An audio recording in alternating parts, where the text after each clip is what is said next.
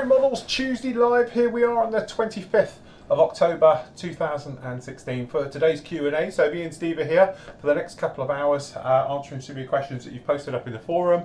Remember, as always guys, make sure you put them in the forum, and then what we can do is get them from there. Don't put them anywhere else because it just gets really confusing. So I know some of you put them in my section and then Steve gets them in his section and then it's on different shoes. Try and pick one. We'll answer it from there because otherwise we go through them and we see them all duplicated and everything else. Sorry if you do email them to me and things like that through the contact me. I will never see it until later on, okay, and things like that. So it's best to do it in the forum and we can grab it just there for you. So then Steve, what have you been doing since Saturday? Wasn't so long ago. I know. Well, I've progressed a bit on the Husky. Yeah. Started. Here doing this bit. So at the moment we're up to. I've got all the base colour on, and as you can see, I've just started putting all the detailed paint work on, which is took quite a bit because obviously you've got all the wiring to try and paint, and yeah. So and there's still quite. A few little bits. Progressed a bit on the Husky, and then I could start doing the decal in. But yeah, it's looking really, really nice. It's a big old thing, as you can imagine. It's taken quite a lot of airbrushing just to get the base colour on. Obviously, it's just because of all the getting in all the little nooks and crannies, getting the paint in there, and I must admit, because of all the detail and all that. You know, there's a lot of detail down in those areas around the gear and everything. To get in there to spray it must be a nightmare. Yeah. So yeah, we're getting there. And then yesterday I spent some time and just advising me little nephew who built his first 2 model kits, which were good. Brilliant. What did he build? He built 2 of the Star Wars Rebel ones, the X-Wing and one of the TIE Fighters. Yeah. So, and all I had to do with a couple of areas and just put it all together himself, follow the instructions. I just had to say, look, it's easier if you position your model the same way as it is in the instructions, and then pull the little plastic bit out so the batteries started working. Cool. And he absolutely loved it, so it could be a future modeler. Yeah, which definitely. Is good. But it's a great way. He's 7 now, and you just give him the kit and let him get on with it, and he figured it all out himself, which is good. Brilliant. And he absolutely loved it, and he likes Star Wars, which is even better. So he's doing something that he enjoys and likes anyway. So they've got to be more enthused to build it. Definitely, absolutely. Right. Well, from me, as I say, I've been cracking on with the car. As I said, having never built a Gundam kit, obviously built loads of Bandai now, so I know how Bandai work and how they think and everything else like that, but it still never ceases to amaze me completely, as in, I can show you what we've got here. This is what I've been working on now. Here he is. So I've repainted it, as you can see. So I've gone a little bit weirdo on the old colours. I wanted to do something a little bit different. I wanted to keep it, I don't know, shiny and stuff. It's just that thing. Originally I was going to go for that real heavy weathered look and everything else, but I don't know, there's just something about these things that lend themselves to wear. So what you've got down here is AK Extreme Metals, as well as the goldy coloured one is actually, what do they call it, anodized aluminium, which is this one here, which is a really nice colour. And everything else like that. So we've done that one, but as you can see, he's looking very much the part right the way round. And to be honest, my fear about the metallizers sort of rubbing off as I'm building it have not come to fruition. It just works. It just, as tough as boots, this stuff works well. I've left the yellowy colour on the front there as a sort of signature back to the original. I was going to repaint it, and I could pop them out if I wanted to redo them, but I wanted to leave something totally original to sort of pay homage to the original. So I've elected that because it is quite a striking part of it. So I thought we'd leave that as the original, but the rest of it we will do on our own like that. The other thing is we've done the arm. we've been working on this. Okay, so as we all know, if you, well, perhaps you don't, but all of this actually works. Okay, so if we slide this forward, we can then pull this up. We've got twin guns down in there like that. His hands are all fully articulated, which is something I'm going to harp on about probably on a different show. But as you can see, all his fingers actually move. He can make fists. You can do anything you like with him at all. And I'll just mention it that that is his hand. Is one piece injection molded, okay? But what I want to know is how can they make it so it works? Because this isn't built. This is that piece there in here. So it is all moving, all singing, and all dancing. So take that, Tamiya. That's how you do that one, okay? So yeah, you know, from my point of view is I know I got a lot of flack over Tamiya about saying about their kits haven't done, but how comes Bandai can produce that in one sprue, a fully articulated working hand and all the rest of it, with no problem at all? Yeah, I get told off because Tamiya put an ejector pin mark in somewhere. But as you can see, beautiful stuff. This metalizing is working absolutely fantastic, and I must admit that's as far as I've got. I've done this, so his arm will attach on, and he'll be good to go. But as I said, I am completely sold on this. It's working really, really well. The other thing we did, obviously Steve's working on his now. He'll probably show you his a little bit later. But I did Boba Fett. Obviously, he needs fully painting and going through the motions. This is literally just straight out of the box. What I'll do is I'll disassemble him ready for the next time on the next Saturday live show, and we'll go through the motions of actually putting him together, repainting, weathering, chipping and everything else. But I'll wait till Steve and me are on the same page at the same time so we can do them together like that, okay? So you can see there's him done. He's looking very much the part. Okay, so generally I've just been pushing on with them, trying to get them all done as best as I can, working through, but it's all going very, very well. Really enjoying this. I'll give you all a little bit of a clue. I've spent a bit of money. In fact, we spent a lot of money yesterday on some new additions and everything else that are going to happen next year. And at the same time as that, I was quite excited because a certain company said something that I've wanted to do for a while will be available and is being shipped to me at this moment. I can't say what it is because it's not available yet, but as soon as it is, you will see it. But again, it sort of goes along with props and things like that, and movie type things, Star Warsy related, funnily enough.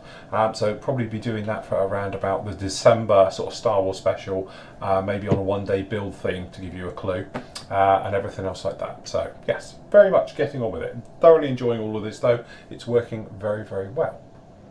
So obviously it is Tuesday, so we're going to go through some of your questions as always. So to start off with, Harry says, "Hi Phil, in the build video for the Ducati 911 used a semicircular scraper on the pipes. Where can I get these scrapers?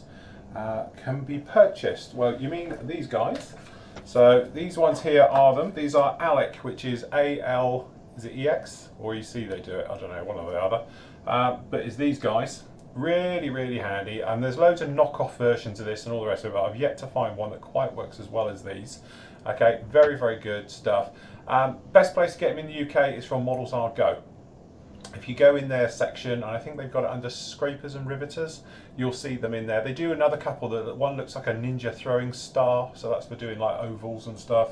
And there's another one which is got more sort of normal squares coming off of it, and all the rest of it. But this is the one that I used during that build. Really handy because, as you can see down here, you've got a very small one and then different size curves all the way around. Basically it's the deburring tool, so it's great for taking you know, the sort of seam line between two bits of injection plastic moulding out with just a couple of passes. You don't get a flat spot like you would if you used a knife. Okay, so it curves it all the way around, and obviously you can change the diameter of pipes as well just by scraping these up and down them, and everything else. And if you want to make like rounded edges and stuff like that, you can use these, or square edges and various things. Okay, so that's what those are. Highly recommended. There is other ones available, in fact. Hold on, I'm going to go in here. Just you can also get, if you can't get those, you can get these as well. These are Ultra Star ones, which from Taiwan.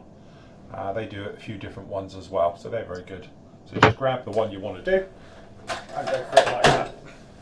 Yeah, I've been using that one, Phil. The Ultra Star one. Yeah, Alexa models. Yeah. as well. They What's it work going to be? really well. It's not as strong as steel. It bends Yeah. slightly, but it really is does the job really nicely. Mm. So yeah, they're well worth getting. Yeah. You know, when you look at a lot of my modelling techniques over the last 2 years, you'll see I've changed a lot. Whereas before I used to sand everything, I actually scrape a lot of stuff now, which seems to be more of a sort of Japanese technique. When you look at their sort of master modelers and that, they tend to do a lot of seam scraping between seam lines and joins and stuff like that. I can understand why now, whereas before I just reach for a sanding stick and just blast it. It's a little bit more refined and a little bit more cleaner. You don't make as much sort of collateral damage taking out panel lines and stuff like that. You can get right in there and do it. So that's why I must admit I still use traditionally just a blade. Okay, I'll run a blade across it, things like that. But I've got a variety of seam scrapers as well and things like that, just to get into the finer details, just to get them cleaned out, bits and pieces like that. Once you've used them and you find a need for them, it goes, because I had those for about a year and never really touched them. Yes, I knew what they did, but it's only when you start to use them, you think, start using it as a tool you have with you as your sort of go-to immediate tools, and it comes in very handy for cleaning up various bits and pieces. But pipes especially, you know, it's great on things like that. Okay, Jason says, hello Flory team. Won't be able to monitor the show live, but I have a question. What is your opinion on priming interiors, i.e. cockpits, prior to painting? Is it worth it, or just a waste of time and material because it won't be handled like an exterior of a model? Yeah, cockpits, I must admit, if I'm spraying anything internally, I tend to use almost neat paint, very thick paint, on the acrylic range especially, and just put them down. If you're using like a lacquer-based paints like MRPs, and like if you're using like an enamel thinners or a lacquer thinner, it's going to be more aggressive, which means it bites a lot better. The only thing that can happen though, and the reason you might want to prime, if you're using it over resin, or if you're using it over a plastic that's got a release mold on it, then what can happen is if you put acrylic down, it just can't get in there, and it tends to pool up, and you get like bubbles of it, and it doesn't just, you know, go on and stick. It's not like a smooth finish. Then you might need a prime. Okay, but technically, I must admit, if it's inside of cockpits, inside of like anything internally on a model, I tend to almost spray it neat and put down quite a heavy textured coat, because that way any dry brushing and any washes you put on are going to stick better to it as well and give you a more sort of natural look. Steve, you same? Yeah, I just put it straight on with whatever the base colour is. Yeah. Just got hit straight with that. Quite thick as well. So yeah. Yeah, I think, you know, at the end of the day, it depends on the colour you're using as well, things like that. But if you're doing things like resin, I might prime then, purely because resin tends to not like paint initially. So by putting a primer over it, just saves all your hassle and all your bits and pieces. But yeah, neat paint pretty much does the job every time. Okay, next up, Donald says, hi everyone, I'm new to the site and quite honestly still learning my way around. I had originally posted it in the Ask Phil forum, but that was before I found out about the Q&A Tuesdays. Anyway, I'll get to it. I'm currently interested in building a US Air Force and US Navy jets from the 50s and 60s with my project, likely to be an an A4 EF Skyhawk Vietnam scooters from Edard. Good kit, got one over there. I found a photo build of the A4M but no video build. I'm not sure you take requests, but I'd love to see you do a 1/48 scale or larger A4. Right, that's Don. So, funnily enough, I have both. I have that kit, we've reviewed it, the actual scooter, I've got it down there. Also, on my to-do list, I have got the trumpeter kit in 32nd, which is the EF version, kit number 02266, which is their big one as well. I'm a bit of a Navy jet, I love the Cold War type stuff. To be honest, it's a bit like the F-18 Hornet syndrome, is that I built lots of them as a commission, so much so that it not put me off for life, but I like doing other things. But I do have in the works, so to speak, I tend to do lists of stuff I'd like to do, and then I try and get them in to group builds and SIGs. But I have got down there an A7 I'd still like to do, a Corsair, and I've got the Skyhawk. Now the Skyhawk, I might go down the 132nd route because obviously it's only going to be a foot long because it's quite a small little dinky jet, but definitely it is on my to-do list. So watch this space. But I've built around about 50 of those in the past. Oh yes, we've covered those quite well. But as I say, that was in my commission days before doing this. So, but definitely an aircraft I'd like to go back to. And as I said, I think the Vietnam Scooter one from Edard is definitely a must-have kit because you get all the goodies with it. Some fantastic markings in there as well. And the kit number from that one is 1197. Good job I can see them all today. Got them all here. So yeah, definitely something that we'll be doing in the future without a problem. You ever done those, Steve? No, and to be honest, it's not an aircraft that really interested in. What? No, I just don't like it. To be, it's. How can you not like an A4? Have you not seen Top Gun? Yeah, I've seen Top Gun. Yeah, but Mind you, this is in the brown and yellow scheme. That's awful. Yeah, but there's some aircraft that you just I'm not fussed about that one. And that's one of them. Yeah, I must admit, my era of aircraft, I like F4s, F14s, F5s, and then obviously A4s, A7s. That is and A6s obviously is my love. That's my era for the hobby. If I could build them all day long, I would, because I do love, and I love the way you can weather light gold grey. Using those schemes and things like that, I think they just work really, really well because you can make them as weathered up and beaten up as hell, or you can have them like I've got down here, some bicentennial stuff, which are obviously spotless.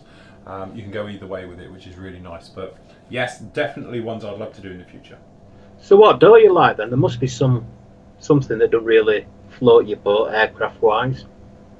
Yeah, pretty well. Anything World War One doesn't really float my boat. It doesn't mean I don't like it. It's just, and I enjoy building it. Doing that Wing That's Wing one was the first time I'd gone back. In the old days, I'd done like the old Rodin 148 stuff. Yeah. But yeah, it never really floats my boat. Anything like with rigging. So I tend to avoid those like the plague. But I must admit, if I'm honest, it's like World War Two, which I know sounds bad, and I've built tons of World War Two stuff looking around here. But it is that thing. I'm not a mass Spitfire fan or a Mustangs fan, or sort of 190s, 109s. And I have built them. Don't get me wrong, and I've got them down there, and I think they're beautiful looking aircraft. But it's not my real era. I prefer the sort of 60s, 70s jets. I think we spoke about it on the Saturday show. How disappointed I am in like Kitty Hawk, because I was really looking forward to things like the Voodoo. I'd love to do a Voodoo in 148, but their kit's horrible, so I've sort of avoided that one. But I'm looking at my stash now, and I'm lying, if I'm honest, because I've got 109s, I've got loads of Spitfires. As I say, 109s, I've got 4 109s in 48, and I've got 2 in 32nd. I've got Spitfires, I've got Mustangs, and I've got them all. It's just that, it's not my type of thing. That said, I do intend to do that 148 because I've got all the goodies for it in a 109, the Edard one. We're going to do that one, and I would love to do the one. Was it the Mark? What is that? 15E? Sorry, Mark 9E Spitfire. I've got that one with the goodies as well. So at some point, those will be making a visit to us. But as I said, if somebody said like you could just build one area, then that would be it. Mine would be, US Navy type stuff. 60s, 70s and 80s stuff, love it. And even up to 90s, I suppose. Corsairs and things like that. Intruders. So yeah. So where would your area lie then, Steve? Where's your preferred zone of modelling? I'd say, well, for armour side, I prefer the more modern stuff. Aircraft, you see, I don't mind any era. I love the look of the World War One stuff right through to your modern day. I tend to be honest, stay away from German stuff. I do want to build like the Tiger and 192, 109 because they're iconic aircraft, like the 262. But that's about it. I won't go deeper into it and build some of your more unusual stuff. It just doesn't interest me. Yeah, no. I think, like everything, sometimes for me, it's, it's just the look. If it looks like a good aircraft and the markings jump out to me and things like that, then I will. It's a bit like, for me, when we do the Mosquito, because we plan on doing the Mosquito, we've got the big Tamiya one, that will be out next year. It's going to have invasion stripes on it, because the Mozzie looks gorgeous with invasion stripes on it. So that's why I will do it in it. Again, I like Spitfires, or pretty much anything with invasion stripes. I think it just really suits them. And the German stuff, I like the mottling and the various bits and pieces that go with it. I think it's a really nice way of doing it. And again, like Steve was saying, we were discussing this the other day about I ought to do a 262. ME262, purely because I haven't done one, and it's one of those real iconic things. And I think, you know, it'd be nice to have, like, my private collection. I've got what I think are really iconic aircraft. The ones behind me over there, I've sort of got my British iconic era. So I've got there a Jaguar, a Harrier, a Lightning, a Tornado, and I've got the Sea Vixen. You know, technically I need probably a GR1 Harrier in there as well, or an FGR Navy, Phantom.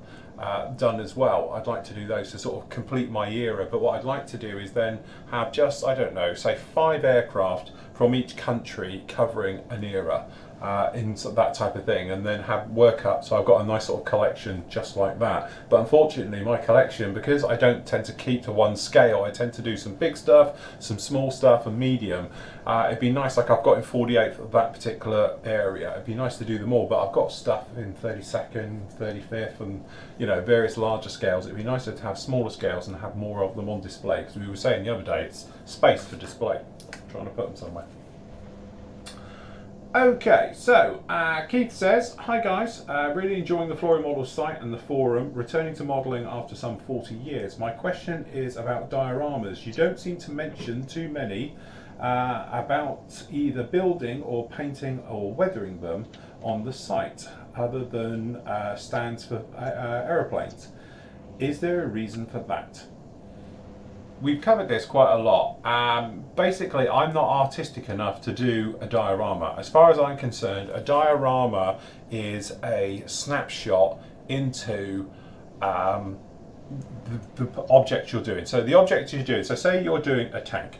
Okay, so if you're doing, say, a Tiger tank, right? That is the focal point of your diorama. But what you're also creating is the setting and the environment for that. So it could be anything. You could be in a field, you could be in a wood, you could be in an urban environment. But to make it work, you have to spend a lot of time so everything's perfectly in scale. So it's not just a tank with a bit of building around it. That bit of building has to be perfectly in scale with that bit of armour, as in weathering it, the various bits and pieces. And to me, that is all stuff that you just can't throw together in an afternoon or a week or even a month, say.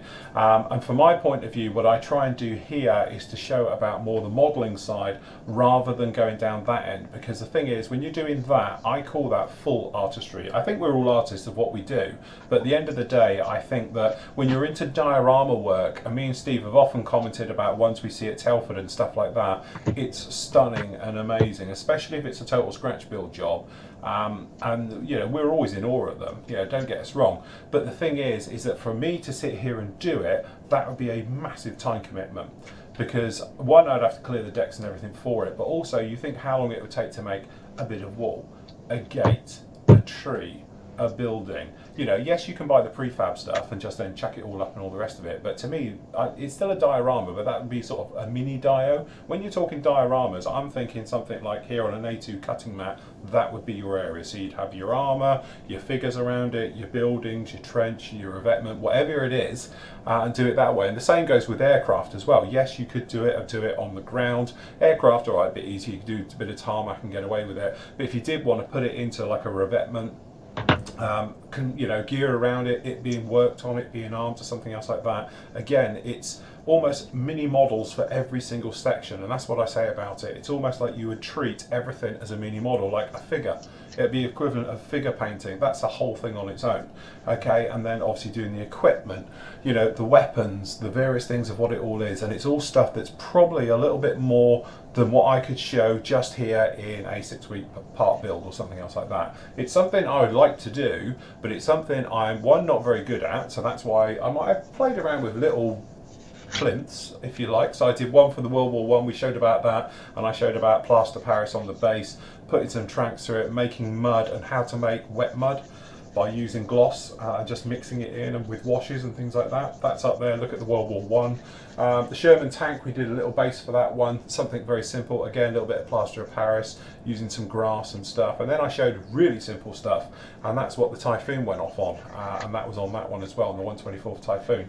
So, you know, from that point of view, we've done little bits, but to do it the whole thing, that's a whole different ball game on its own, and something that I think that just takes too much time for me to sort of do here. He also goes on to say, from a personal point of view, I'm looking for some advice about painting World War II damaged vehicles, World War II battle damaged buildings for the Tamiya EZ8 Sherman. Are there any plans to build dioramas in the future of your video builds? Well, I think I covered that, but Steve, you're the vehicle diorama expert. I'm not a diorama expert. Yes, you are. Stop putting yourself down. No, I think with dioramas, it's one of those things that you've either got to go all out with them or keep it extremely simple. And I tend to keep my bases really simple, so it's the emphasis is on the model. But if it's got a bit of grass or, you know, different earth effects underneath, it'll just shows the model off a bit more. But I'd never these huge dioramas.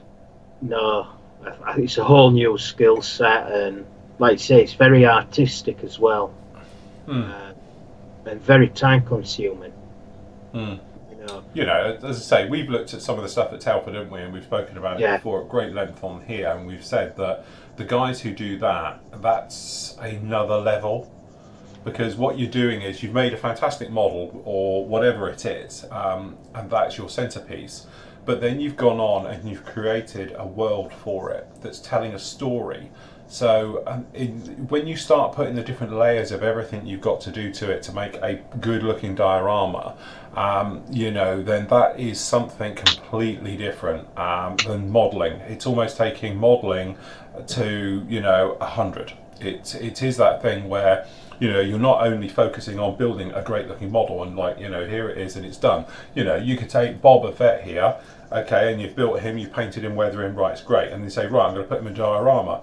So it's right, okay, let's build an entire world around him, and he's just then a very small part of that big world. Yes, he's going to be the focal point because he's your main character into it, but the building could be just as much as a focal point as he is. Or, you know, the Sarlacc pit or whatever it is you're going to have for him is going to have to be as good as he is, and that is taking your modelling to a whole new thing. And that's when I can see where people have spent, you know, literally years working on a diorama to have it up to that scale. You know, we're talking dioramas here that are on another level. We're not talking about a display base. I think a display base is something completely different. That's something that Steve is a bit of an expert on, because he has a very minimal area around his vehicle. But what it is, it's almost like taking a snapshot of that vehicle with the ground around it. So the ground around it is in perfect sync with the weathering and everything else for it, but that's doing one thing. When you're talking dioramas and various bits and pieces, that is literally a whole new level. I love it because I love looking at dioramas, because it is that thing. It's like you look at it and then you think that's really good. You look at it again, you see all those little things. I like all those little Easter eggs in dioramas, and you see a cat up a tree, you'll see a bottle somewhere, you'll see somebody doing something, one of the figures, or he's reading something, and those little things like it, where there's hundreds of things going on in a diorama, that's what makes for a really good diorama. So it could be something, you know, on the vehicle, it could be something in the ground, it could be on the very corner of the diorama, it could be anywhere, but it's all those things. Every time you look, you spot something different. Yeah, right. But I think as well that, you know, when some people attempt to do dioramas, to be honest, they can end up looking a bit daft. You don't get that realism. So if you're not good at it, just keep it simple. You know, for example, you see desert bases and they just cover it in normal sand and put big chunks of cat litter on there. Well, by looking at it, you know instantly, well, that's all they've done. It looks like a cat litter tray and it don't look right. So, if you don't, you either keep it very simple or really go to town. And then when you go to town, it's like you say, it's all the little details. And everything has to be weathered the same dust over everything, the same grime. You know, if you put rain effects on one where it's streaked out. Everything should have it. You know, it's getting it all blended in together. It is, you know, the guys who can do it, you know, oh, it's true works of art for me. Oh, definitely. Yeah, absolutely. You know, I always say that, you know, it's what we do is definitely artistry, but when you get a diorama and it's done right, that is a masterpiece. You know, it's absolutely lovely. So you probably won't see me doing a giant diorama anytime soon because, as I say, it's not my thing. But definitely we do display bases and various things on it. But there's a couple of the guys in the forum that do it and do it very well as well. So have a chat with them. Okay, Bruce says, g'day Bruce. Morning guys. I'm just starting to get back into building after 30 years of collecting and work. Run into a couple of things that may be obvious to others, but I still have to ask. One, when using new glues like Tamiya's thin cement, does any paint need to be removed before adding the cemented part? I remember the old tube glues required, but your videos you would suggest otherwise. Yeah, you know, any of the new liquid cements, where is mine? I've got all the, so these are my three, there we go. These are my three sort of go-to bottles here that we got here. So the green top one here is my standard extra thin glue. It's a hot action, weld action glue. By that means what it does, it physically melts the glue together. Okay, it's not like the glue dries hard sticking to it. This welds itself together.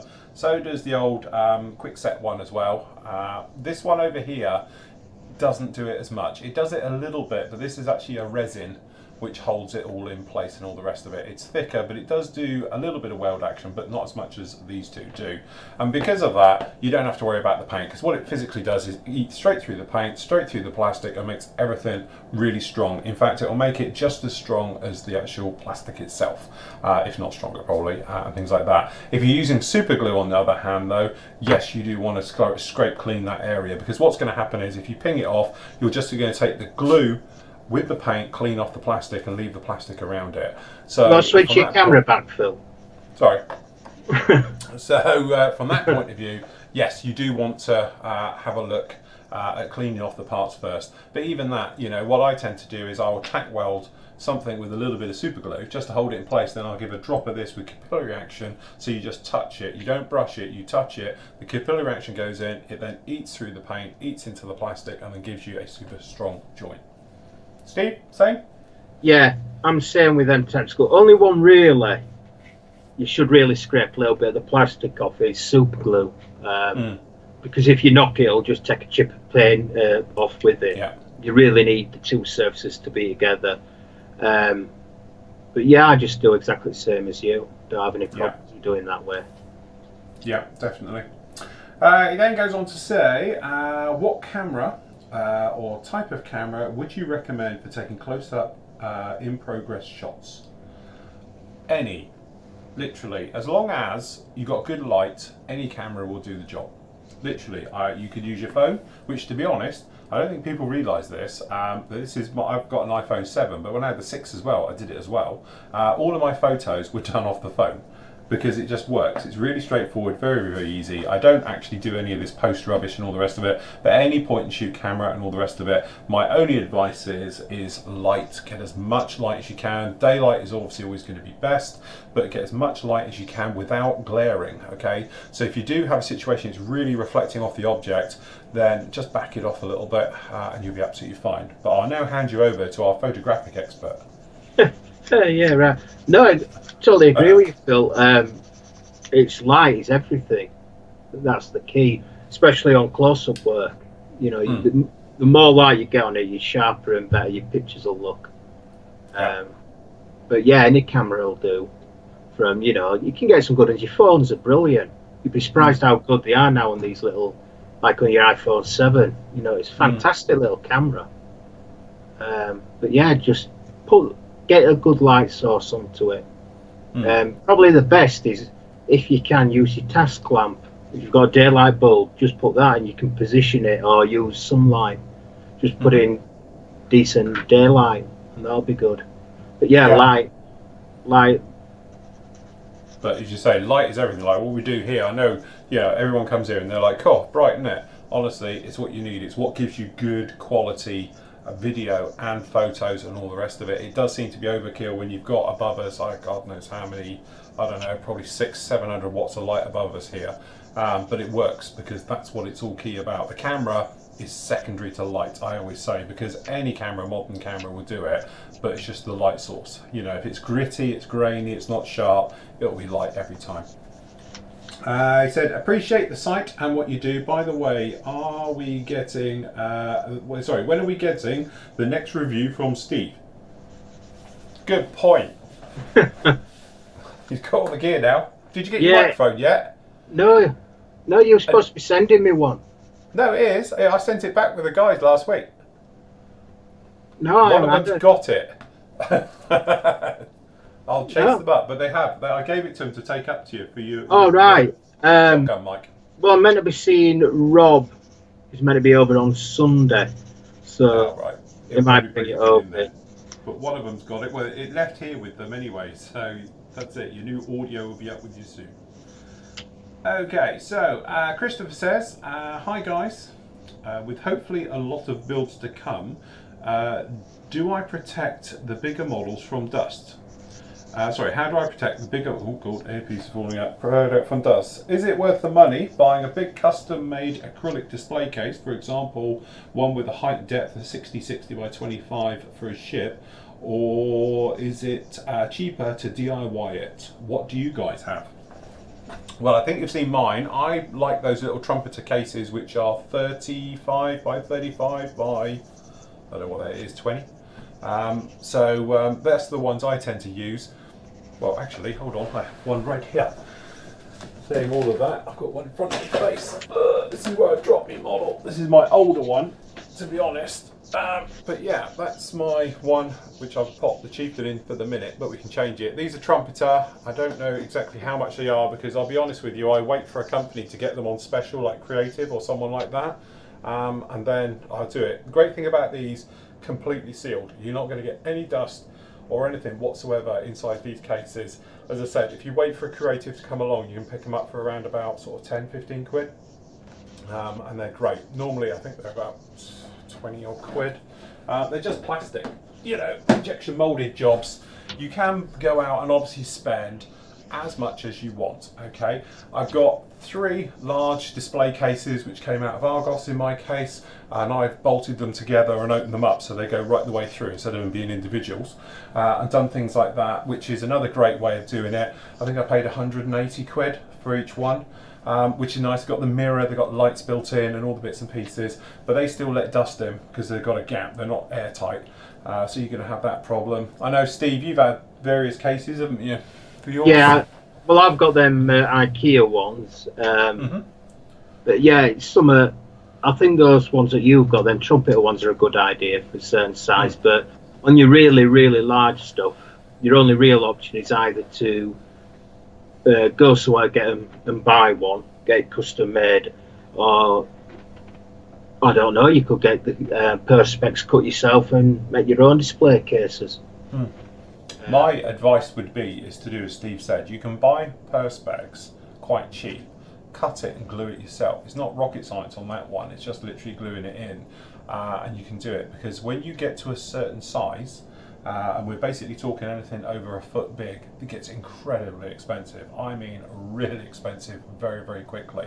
But I know people who've used shipbuilders especially, have gone on their local free ads on the papers and things like that and bought old fish tanks, and they've used them, because fish tanks are 2 a penny second hand. You can pick them up for next to nothing. Everyone's always flogging aquariums, and use those for doing big ships. So if you've got, like Steve's got, like his thing, whenever he gets his canoe done, like 1 to 200, 1 to 350, fish tanks absolutely great for it.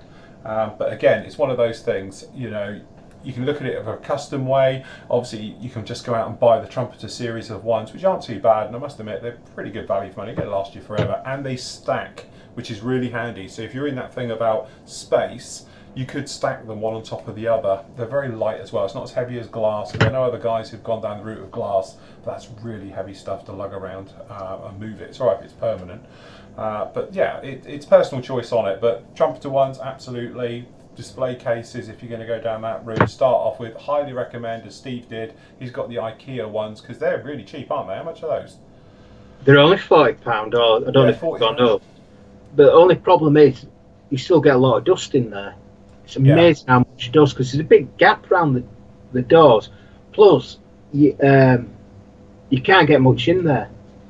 You'd be surprised how little you can get in there, unless you went down. I think you can. Is it U-bolts that you can get and Yeah. get some additional glass cut, which could be an option.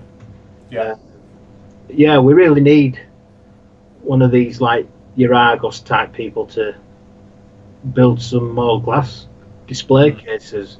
Well, look out for them. Have a look on eBay, see if people are selling old shop display cases and stuff like yeah. that. That's the one. Yeah, if you get It's those, still, but they are very expensive. it's the Yeah, way into as well. yeah, definitely. Um, if you're just talking ships, as I say, I'd look at old fish tanks, stuff like that, because don't forget, you'll just flip it upside down and then do a base for it, wooden base, and then just drop it on top of it. Boom, job done. Okay, so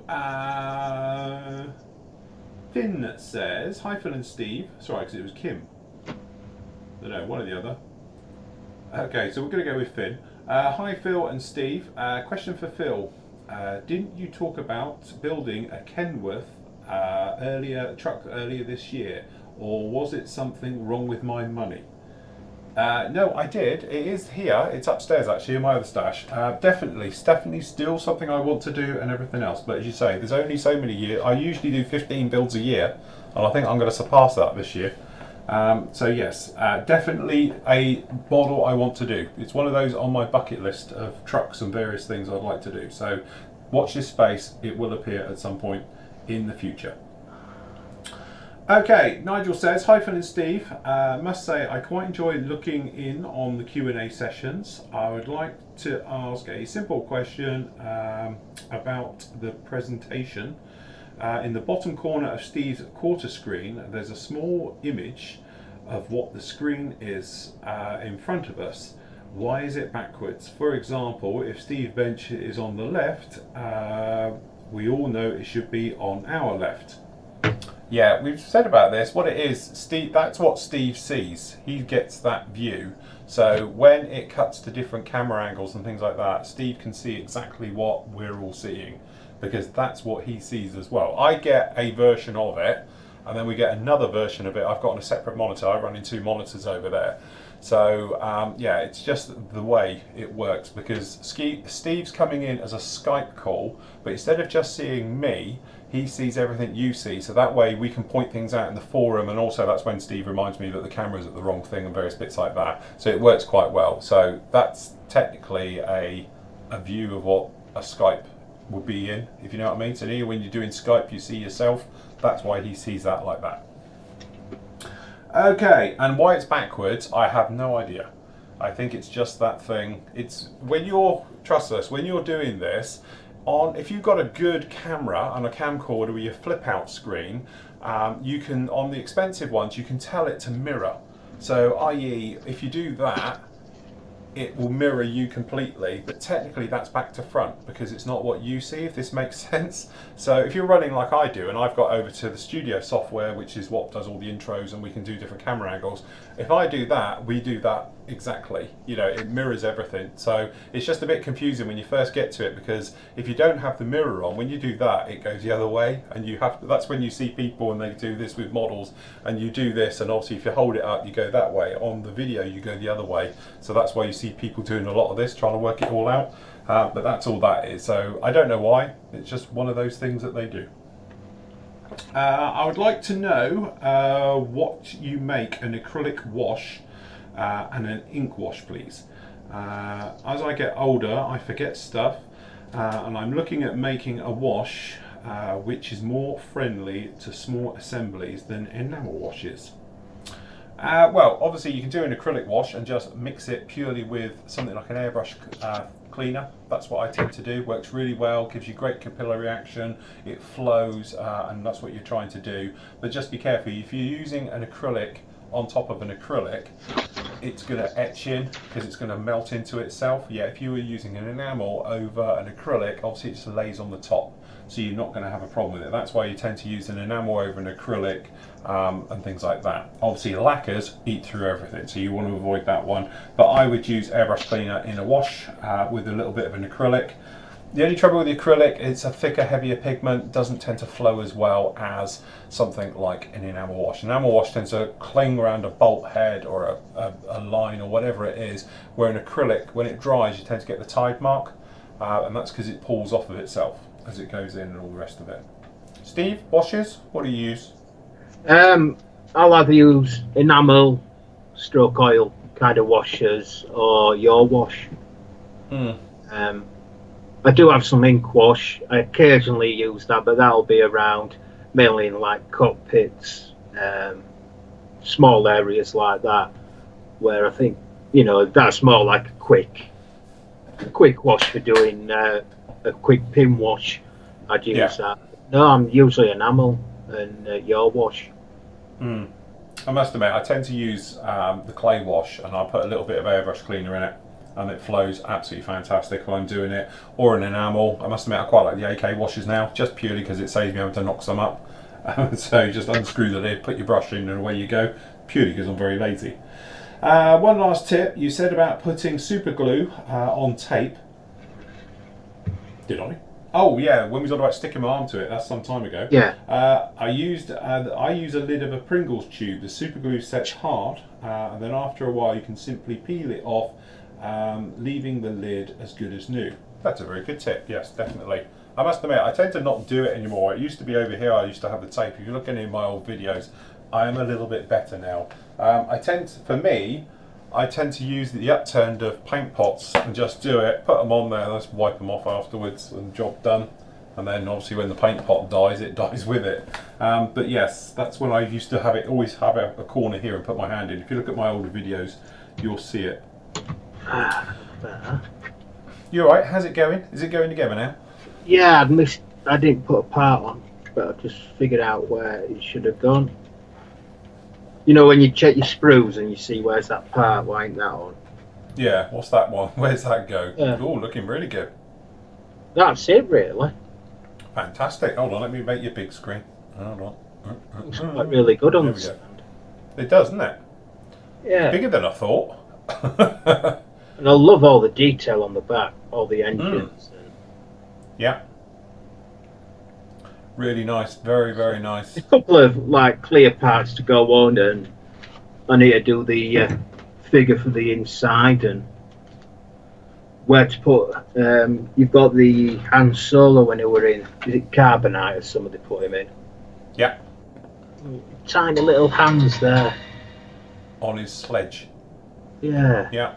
So I've got that to put in somewhere or stick somewhere. But yeah, as far as I know, that's it. But there's quite.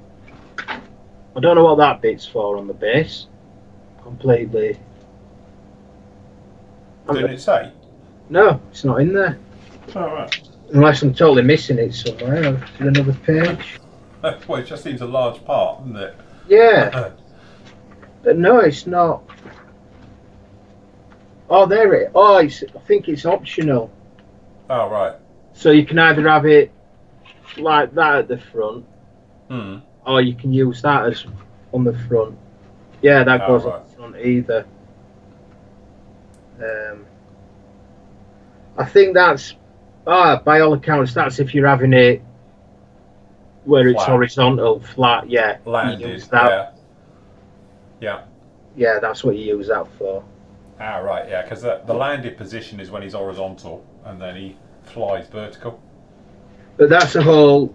In fact, I totally missed that bit out. Actually, how did I miss that out? But what you can do is have it so the ramp's down as well in the landed position. Hmm. Yeah. And I've had mine up. So I basically like that picture at the top. So Got you. have it in Yeah. that position, yeah. Which is quite neat actually. So Yeah, you've it got is. two ways of displaying it. I options. think I like it in flight actually. Hmm. Yeah. Yeah, it definitely looks better in flight. Yeah, So definitely. that's all ready now for paint, which is going to be fun. Hmm. I know you said you could take it all together again, but try to call that to bits. Yeah. I think that's going to be quite tricky. But I don't mind brush painting, so I might just get the brush out on that Yeah, bit. just brush paint it. Yeah. Yeah, Very nice. but apparently as well, you can get. Oh, that's right. The very that's right. I don't know, and a kind of an extendable, which is that bit there, Yeah. Yeah. an That's additional. separate, isn't it? Yeah. Yeah, yeah. I haven't seen one of them being sold. But why you'd need it, I don't know. Well, it makes it higher, isn't it? Instead of it just being off of the bit on there, All it right, slides yeah. it a lot higher, and you can pose it in different ways. Very good. Cool. Right. Okay. So Chris says, "Hi, Phil and Steve. Just wanted to say thanks for all the advice given in last week's show regarding the Hobby Boss Marine's amphibious landing vehicle and which version to get.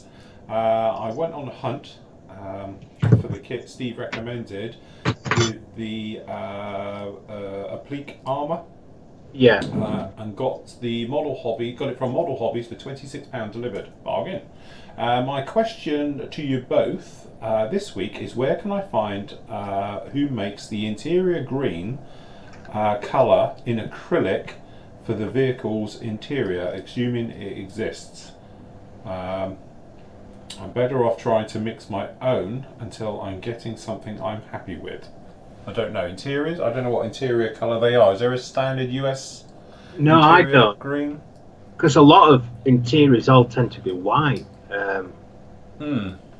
But I don't know about that green. I'm sure if you had a look at your paint, right, you'd probably find so. If it is, it'd be a very light green. Yeah. Yeah. But off the top of Yeah. my head, I wouldn't know the exact interior shade. No. Don't know what they would call out in the instructions. No, I don't actually. Unless it's custom mix type thing. We'll have a look, see if I can find anything on it. Right, Steve is on with that. I'll just push on. Nigel again. Hi Phil and Steve, me again. Seems to be quiet. So I thought I'd post up this for all to see. You mentioned rolling PE on Saturday. I found an easy and cheap way of doing this, even though I have the proper kit for doing it. I find this a little more forgiving and more readily available. I have a large rubber block from the Tank Museum at Bovington. I think it's a giant eraser, or rubber because we're in England. I simply lay the PE part on the rubber and roll it with a bar or tube slightly smaller than the required radius. And that's the picture that I've got up down there. In the case of this 1/32 barrel cooling jacket from an Edard, I keep rolling the roller until I make a full tube. Then I solder the join between, and hey presto, you have a gun jacket, barrel jacket.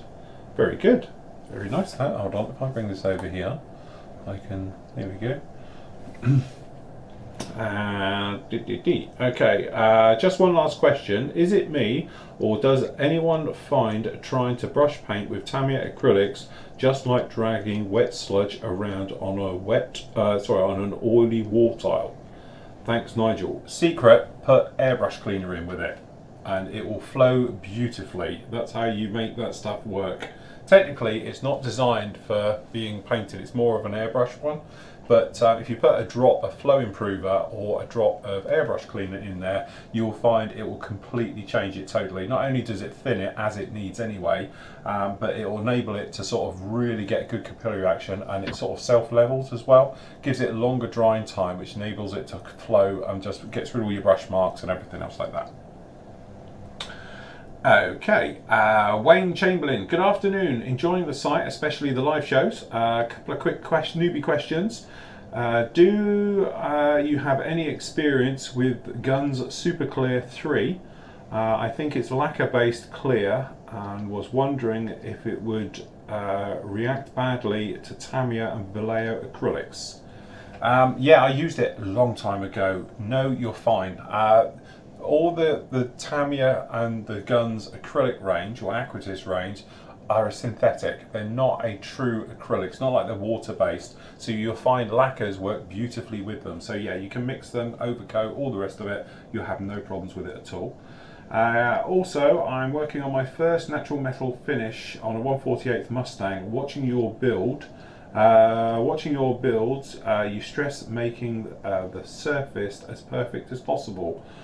What would you suggest to repair shallow scratches on plastic caused by my first attempts at rescribing? Okay, when I say that, what I mean is, like, to be honest, what we've done down here, the classic example is if I had sanded any of this, what you'd be in a situation, if I just show you this guy, the arm here is a good example. If you had like sanding scratches, what you're actually going to end up with is it's not going to cover. If you were using like an acrylic or something else like that, when you do this, it literally will just you know, fill in the little gaps and all the rest of it. When you're using this type of stuff though, what tends to happen is that the surface will just, I don't know, show off more of the actual scratches and all the various bits and pieces in there, because really you're plating, you're not actually painting, you're not hiding anything under it, because everything stands out like a sore thumb. And also the big thing is, because it's nice and shiny, you can't hide anything either. Everything, the light reflects off of it, as you can see on this guy, all over it. Okay, so when you are doing stuff like this, it is literally just going to show all your flaws and imperfections. Your easiest way for that, to be honest, is just to grab, find one of these. Okay, this is the polisher. So what it is, you've got your normal sanding on this side, okay, and this is around about 200 grit, 180 grit, 200 grit, something like that, okay, under here. But on this side it's like wet and dry paper, and then what you can do is you can literally wet it, as you can see here, and then polish out any imperfections in the plastic. And then if you really want to go to town, you can go over with one of these afterwards, which is our proper polisher, and that will make any plastic turn to a mirror. Okay, so you go over the blue side, if you wet it, it will release the polishing compound from it, and then you hit it with the white side and that will polish everything up. So you've got a near perfect finish to do it. Okay, and you can do it that way. The best bit is, to be honest, go and have a look at our, there's a free video, it's on YouTube as well, but it's on sanding. And it's basic sanding, and yes, it's an advert because it talks all about our sanders and what we do with them, but also then the next 20 minutes are how to sand and how to take out imperfections. So scratches, sanding marks, all those types of things, centre seams on canopies, all of that. It talks all about those and talks about how to get rid of them to give you the best possible finish underneath. How'd you get on? Right, it's a very, very light green, and the easiest way I'd say is if you took some Tamiya XF21 Sky and mixed it roughly 50-50 with some flat white XF2 into it, and you'd be pretty much spot on. Cool, there we go. It seems to be the driver and commander's area that tends to be more white, but the crew, the compartment at the back for the troops, yeah, that's a very light green. Right, perfect. There we go, XF22 and XF1 50-50. Sorry, XF2 50-50. Yeah, and XF21, not 22. 21. You got, right, yeah. You got everything mixed up there. I did, completely ran the wrong way. That's just me.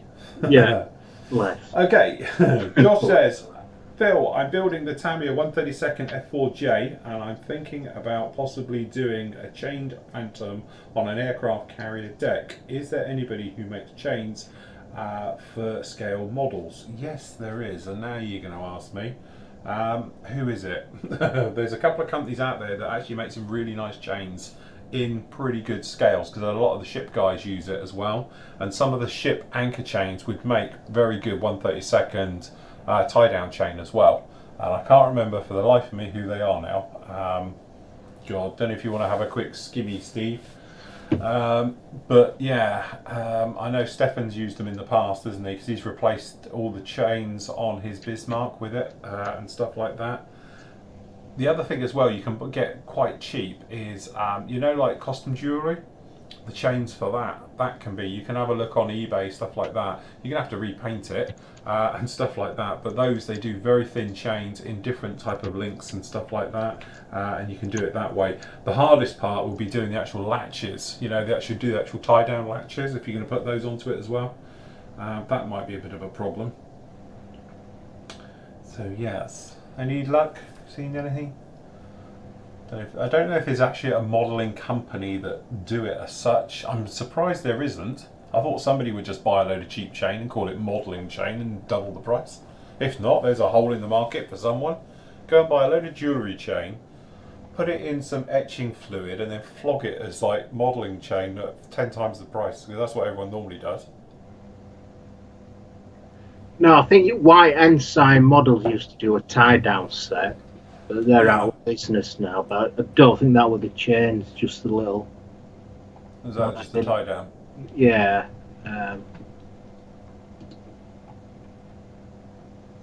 Right, well, I'll do another one. We'll see if we can get back to you on that.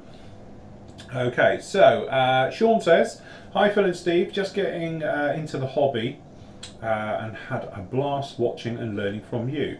I've built up a decent collection of Bandai kits and was interested when I saw this Academy 172nd F4J at my local store. It's a clip together kit and it goes together and pulls apart really well. The only problem is the decals. They are extremely thin. I think he means thick compared to any. Oh, was that thin? Could be thin compared to anything I've used before, and it's gave me a headache trying to get them on. Other than that, it's a great kit. My question is this: how do you deal with really thin papery decals? I'm using Mr. Hobby setter and softener at the moment. The kit is there. Now that kit, I know it anyway. We've reviewed that one. It's a great little kit, and I'm thinking of that for a one-day build one day.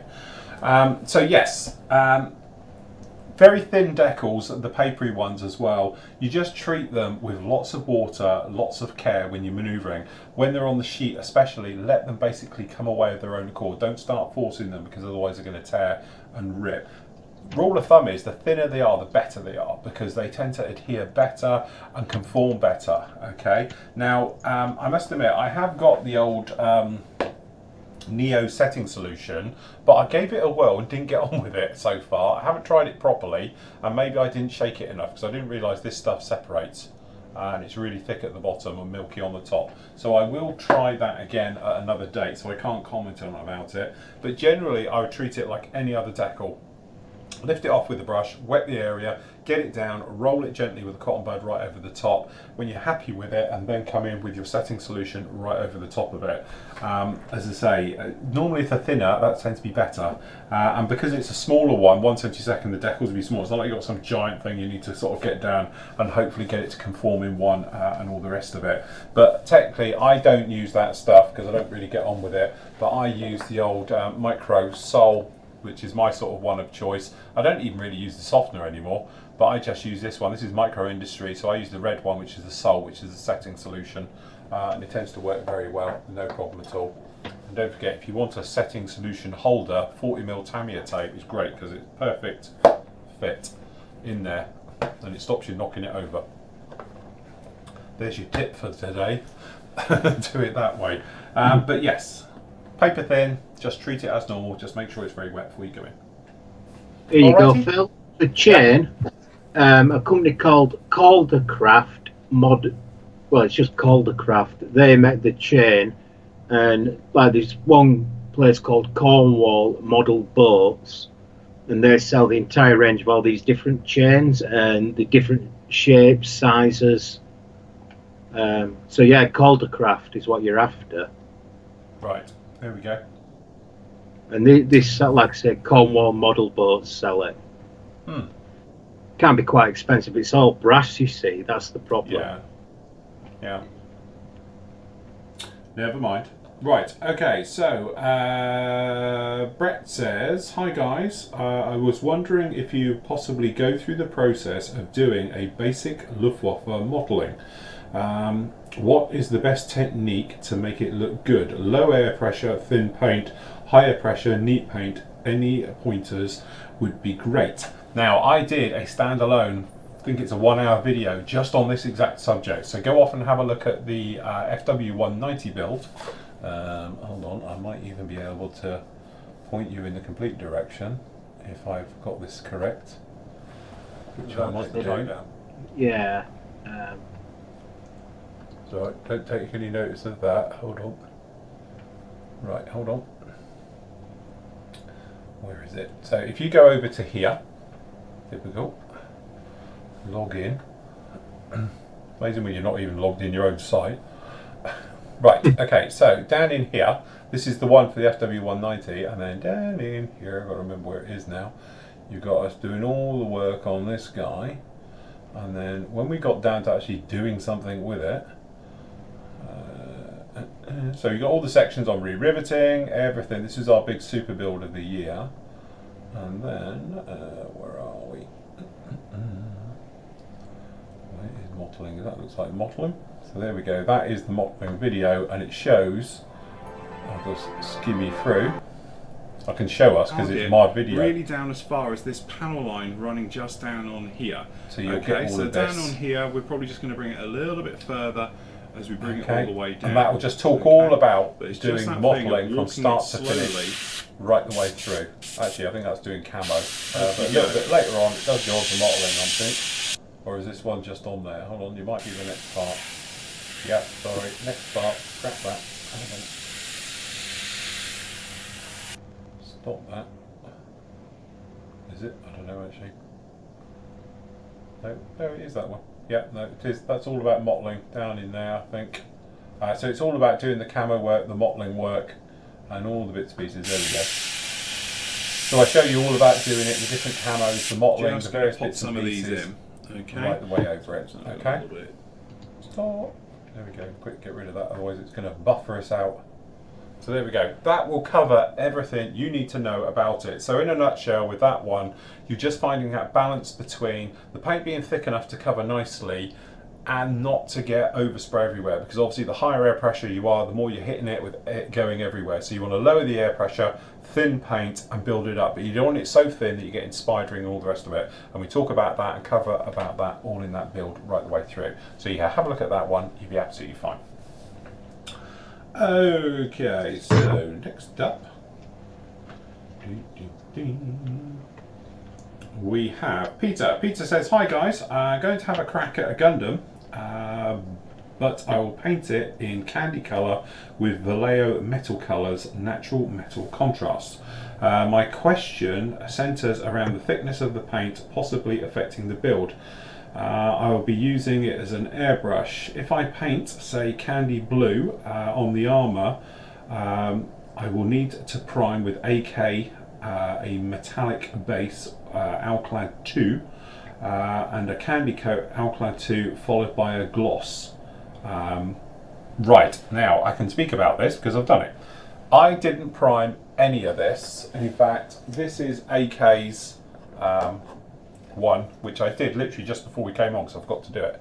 But you can probably see that is AK's steel just down on there like that. No problem with it at all. And as I say, we used down here, you can see this gold colour, which is actually the anodized aluminium or aluminum, done like that. Okay, again, these aren't prime, these are straight down onto plastic. Hard as nails, no problem at all. The thing with them is, you have to remember, these are lacquer based, so they're actually etching the plastic and going in. The only thing I did as a test, which I highly recommend, is find yourself a little thing, and I can't remember which one it was now, one of these sprues. A couple of days ago, I just did one item to see what it was, and I can't even think which one it was now, but one of these, I literally sprayed it, because in the past we've had trouble with Bandai, and a lot of people say about being careful about airbrushing and then putting washes and enamels and things because the plastic can react, and I didn't want it doing to what my Scout Walker did, is just fall apart on me and dissolve. So what I did was I sprayed it and I left it for a couple of days, and I kept checking it, pushing it, nudging it, and it was all okay. I can't remember which item it was now. So we tested out each paint to make sure it was fine with this particular type of plastic. And now, as we know, we're fine. And what I've done is pre-paint everything, and we're now going in.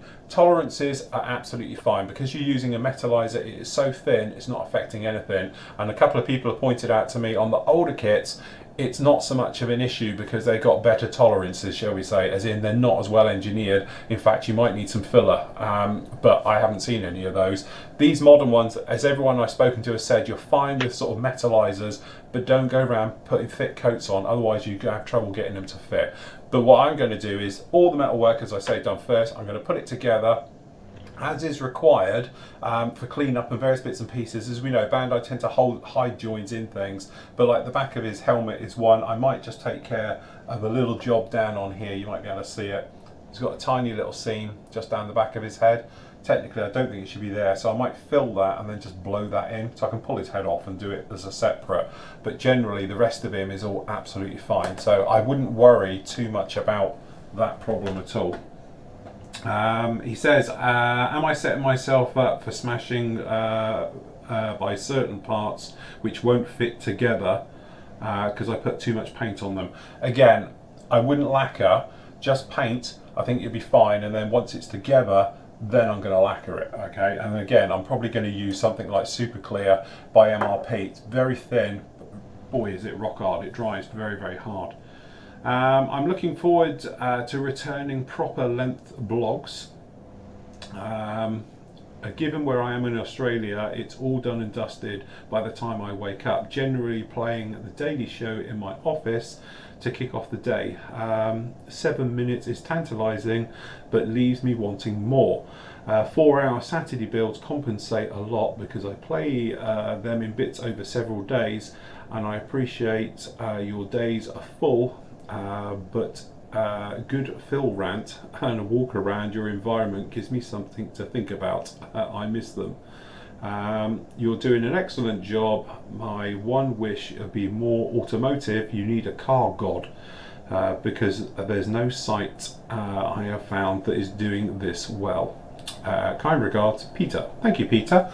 Yeah, I said before, the vlogs, it's just one of those things. I don't want to just put up like me in a meeting. That's going to be boring as hell. Me with the accountant, that's not a good one, trust me. So what I try and do is obviously with the vlogs, I try and make them as interactive as well as everything else. But don't forget, every day we do something. So like yesterday you had a 7-minute of me, or I think it was 10 minute actually yesterday, vlog, and then you had a half-hour bit because you had the next bit of the Mitsubishi F1. So technically you got 40 minutes there. Today you've got a load of us anyway, and then tomorrow again it'll be vlog plus be part one of this. That will be up there as well. So every day there is usually around about half an hour to an hour of video per day. And the other criticism I get by a lot of people is saying you do too much and I can't keep up with it. So it is just trying to find that balance of happy. But the vlog is just literally, it is what it is. If there's something interesting, I'll say about it. But you've always got full builds, videos up there every day as we make our way through just like that. Right, Leslie says, hi Phil and Steve, got 2 questions for you. First one is, can you MRP paint in Australia? Do you mean can you get MRP paint in Australia? Yeah, that's fine. No, I don't. Yeah, no, pass. I don't know if Merit ships that far. It did have, I'll just have a look, because he has a list of stockists, doesn't it? Oh, it did have. Oh, yeah, yeah. All right, well, Steve, look at that. Second is, what do you guys think of a what-if scheme, e.g. a Russian F-15 or a US Air Force flanker? Yeah, definitely. Love them. I think, you know, obviously you get the aggressors, and they always tend to be in each other's colours, which I always think looks pretty good. Like you get the F-18, like the Super Hornets, done in modern flanker colours in Splinter. I think they look really nice, and obviously F-15s and things like that. But yes, definitely. Love them. I think they look great. Has he got one? If not, I'm sure you could probably go direct. I don't know what shipping would be to Australia, but... let's have a look. Be down the bottom. Ah, there we go.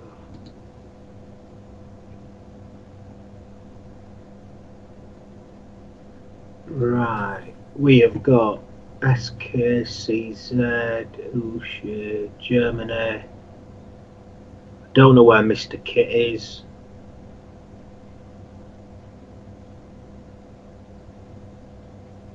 Easiest way is I'll copy the link, just put it on the end of the Q&As. I'll just Yeah, we'll stick it post on the it end of up. the Q&A. Yeah, that'd be I'll great. just post it up right now, and then you can look for your own, because you'll know which. Yeah, definitely. Okay, so Joe Cook says, hi guys, I've just put a coat of extreme metals down. I've bought an enamel weathering kit from AK and MIG I forget. Okay, or MIG I forget. Okay, I was going to use Model Master enamel sealer like the one you have, Phil. Will White Spirit or enamel thinners bugger it up? Should I use acrylic clear to be safe? Yes. The trouble is, if you're going to be using a hot product like the thing is, if you're using AKs or MIGs washes, they tend to be, I assume when you're saying weathering kit, I'm sure it will be, they're enamel based. So anything acrylic, it will just sit on the top and it won't etch into it and eat into it. But if you've got, like down here, a lacquer finish and you start brushing around enamels on this, it's going to eat into it. Okay, and it's going to start tarnishing, and then worst case scenario, it's going to peel it clean off, especially because there's no primer on this. So you want to be very, very careful with it. So what I would do for that point of view is probably give it a coat of a clear acrylic right the way over it, then come in with your hot products, i.e. enamels and enamel washes, things like that, to go right the way over it. Okay, because that way it'll just make things a lot easier. Steve, what do you reckon? Yeah, whenever you're using AK or MIG enameling weathering products, always put it over an acrylic coat so you won't damage the paint below. You've got, thing is, we're using white spirits, obviously it can start agitating the layer below, so as you're brushing it on and moving it around, you'll start lifting the paint. So I'd always put it over the top of clear. Whenever I use any enamel washers, it's always straight over the top of clear, and then I'll seal it in again. Once I've used the wash, I'll seal it in with clear before I put the next round on. That's also worth noting as well. When you've used, just use one of the washers or the products at a time, let it dry for a few hours, and then seal it in with clear before you put the next one on. Because the problem is, if you use one product for, say, a wash, and then you go later you want to put some grime effects on, well, if you haven't sealed the washing, as soon as you put the grime effects on and start mixing it around, use a bit of white spirit, you'll start agitating the wash, and then all you end up doing is blending the two products together and making a big pile of mud, really, right? Muddy puddle, and you won't get the kind of distinction between the two colours. So every time you use enamel wash, seal it in, then use your next enamel product, seal that in, and so on and so on. Yeah, definitely. Yeah, totally concur. Okay, Nigel Wade says, hi guys, hope you're both well. Great idea about swapping builds on Saturday. Steve has a slight advantage as he has the weathered helmet of Boba Fett, so I've posted these up for you. Thank you. So what he's done is, hold on, let me go back. And then we have to go down, and then we go across. Hold on. But you also, with this helmet, because I get the helmet collection, you also get a magazine, and it tells you all about these pictures of his full-length Boba front and back, and it tells you all about it. So you've got tons of reference pictures. So we should be alright for the colours. Cool, very good. But no, that's really nice actually. It's good pictures of all of that one. But you can see how the weathering will go after attempt. That's what's going to make it real fun. And different kind of colours are chipping as well. Yeah, definitely. I must admit, the people who do this are bringing out the entire range of all the helmets. So you could have all of them in theory. So not only are they doing this, they're doing Boba's one, but also they're doing the B-Wing pilot's helmet and the A-Wing pilot's helmet. And everybody else's that go out with it, and obviously you can get Darth Vader, C-3PO, and everybody else, and all the different helmets. So yeah. Oh, talking of Star Wars briefly, talking to a friend yesterday. Apparently, for this new PlayStation VR set that you can get now. Yeah. They're bringing out an X-Wing game, Yeah, they are. Yeah, so you I can must sit admit. in it, and now that'd be fantastic. And zip round. I must admit, I play Elite on my VR, and that is incredible. Absolutely incredible. Running through an asteroid field having a gunfight, it's absolutely something else. And the great thing about that one as well, you can stand up in the ship and move around and walk around the deck of the ship and look out the window like you're a commander. Very cool. Right, the only thing is that one there is going to be solely for a PlayStation, so does this mean now I need to go out and buy the PlayStation VR? Yeah. Apparently, from what my friend's saying on his, it's brilliant, but the headphones are separate, and they don't think the sound's that's good. With the Yeah. headphones. But he says that obviously the VR goggles are brilliant. But I wouldn't mind it. But I'm gonna wait to see what comes out for it before I Jump in. unless PlayStation 4 would like to sponsor us, me and Phil. Yeah, that's it. Well, anybody really, we don't mind. I'm being attacked here by some bug. I don't mind selling my soul. Yeah, you sell out, you. Yeah. Okay, so Phil says, good morning, good afternoon, Phil and Steve. Quick MRP paints question. Can I get a gloss version of the paint mixed with their super gloss clear? And on the other hand, can I mix it with the super matte to get a matte finish of paint instead of the regular beautiful semi-gloss when needed? Yes, I'm going to try it myself, but have some time out on the bench checking with some ideas. Now, I haven't tried to mix it, and to be honest, the only one I've got is the matte. I haven't got the gloss, I've just got the matte. I don't see why you couldn't, but I would probably more inclined to just paint your model as normal and then overcoat with it. Because the only thing is, these are clears, so what it is, it's going to thin your paint. So the actual the actual coverage of your paint isn't going to be as good, so you're going to screw all of that up, and these are very thin at the best of times, so if you start to thin it even more, it could give you a watered down paint effect. So it might be watered down and shiny, but I would be more inclined, to be honest, to just go in and actually flatten it. When you're talking about flattening things out, like with Tamiya for instance, and using flat base, which is X21, which never use on its own because it will make everything go watery, but that's designed to flatten paint. So you put a small amount of that into your paint to make it flat. So if you had a gloss, you could add a bit of that to it to make it into a satin. That would be the more way of doing it. These are designed really as a clear coat over something rather than adding to paint. But I would try it. You could try it because there's no harm in trying it. But I think you might just change the actual paint, the way it works a little bit. Have you ever tried it, Steve? No, I haven't tried it. But I'd probably just paint it as normal and put a gloss coat over the top. But I only used this once, and I used it on that F1, finishing that one off, and beautiful finish. And Jesus, it's hard as nails. You could literally scratch the hell out of it with a knife, and it isn't going to go through it. It's really good, strong stuff when that stuff dries off. So I wouldn't worry about handling your model afterwards, and that's why I'm thinking of using. Maybe I might actually get a satin one and a gloss of this as well. But the whole point, when I've done this, to protect it from handling and all the rest of it, I do intend to give it a coat of something over the top just to stop it. But the worry is it's going to change the luster of the actual item itself. So that is the thing. I'm not too sure on which way we're going to do it. I'm thinking maybe give it a whirl, but I don't want to obviously lose this metal look. So we'll see.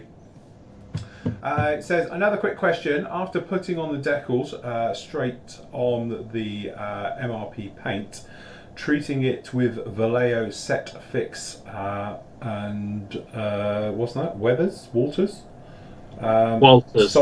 Yeah. All right. Setting solutions. I get a mark on the solutions on the paint. I've tried to avoid them and clearing them off with water right away. And after the decals have set, but those are there, not obviously visible, but you can still see them in different lights. Will they go away if I put a matte gloss coat of varnish? Do I have to use the clear Future Floor varnish before? Many thanks for your amazing work. The trouble is, all setting solutions are technically a mild acid. isn't it, if I'm right? Yeah. So what happens is they're going to etch into anything. Now acrylic tends to stand up better to other things. So if you can protect it, I think you're better. Now I didn't protect mine at all. I just went straight over the paint and I didn't have a mark or anything left on it. I was quite happy, and to be honest, those decals are really thick on that Mitsubishi, being Hasegawa, so I gave them a huge dose of it many times and never had a mark. Again, it's because I'm using this stuff and I can't comment on that one because I've never used it. But the micro seems to be fine, doesn't seem to mark anything. I know a lot of people say they get the white milky look, but that's because it's etching into the clear and making that go white and etchy. But as I say, I haven't used that particular one, so I can't comment on that one, I must admit. Have you ever used that one, Steve? You heard of that one? I've not heard of that one, Walrus, no. I know, I've heard obviously of the Vallejo one. Yeah. I tend to use Gunze. But again, I always like just to seal my paint in before I put something on. Then if it does go white, if you can't get it back with just putting a bit more varnish on, at least you can give it a little sand just to get rid of it. Where it probably could give it a little sand, if depending on how many layers of paint it's put on, and just hopefully you should get the whiteness off, you know, the mark off. But, you know, it runs a risk of having to respray it, so that's why I always try to seal your paint working if you can, or It test is a good as safety well. net. Yeah. Test as well before. Yeah. You know, maybe if you're getting a new paint for the first time and you don't know how a product's going to react to it, just spray some of the sprue, some of the sprue framework, and then you can go on and test your decal solutions on it, see what it's like, let it pool up on it, and see what's going to happen, and then you're not going to damage your model. Yeah, it is that thing. I would always err on the side of caution. If you know your product, like I know I'm safe with this. It's never failed me ever. That's probably why I still use it. But I bought this stuff, tried it on there, and it just pulled up. I couldn't get the capillary action to work. So when I tried to brush this onto the actual F1, it would just pull up and sit on a blob on top. You know, so I couldn't get it to go down. Is that normal for this stuff? When I use that, I always put a bit on the model first, then put that on, and then when you brush it on, you only need the tiniest amount. Get all the excess off. I just use a normal paintbrush. Get all the excess off and just put a thin layer over, and it really softens it then. And you'll notice how, you know, you don't need. It smells like PVA glue. It's fantastic, Phil. Just give it, you get used to using it, and it makes your decals look as though they're painted on. Especially on armour, I absolutely love using it.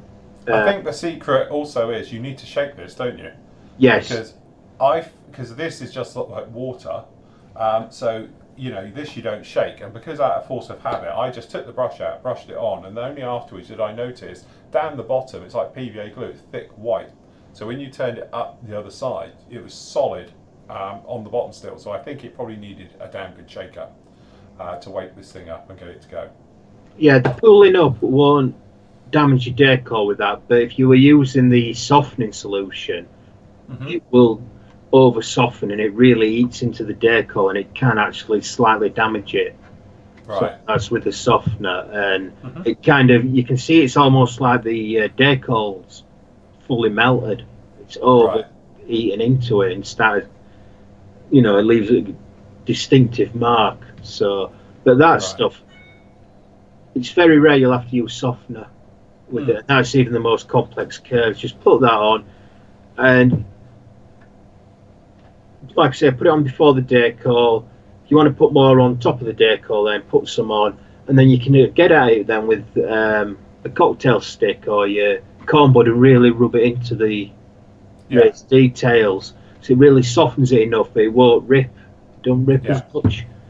So that's why I prefer it to the other stuff. All right, well, we'll give that a whirl, definitely. Okay, so David says, good day from Canada again. I am still working on that 1/48 scale monogram sabre and using leading edge decals for the 434 Blue Squadron but ran into a problem. Normally I use my, see again, look, everyone's using it, that Weathers, I don't know, solvent decals solution, but not normally runs into any problems with it. This is the first time that it is too strong for the particular decals, company's decals.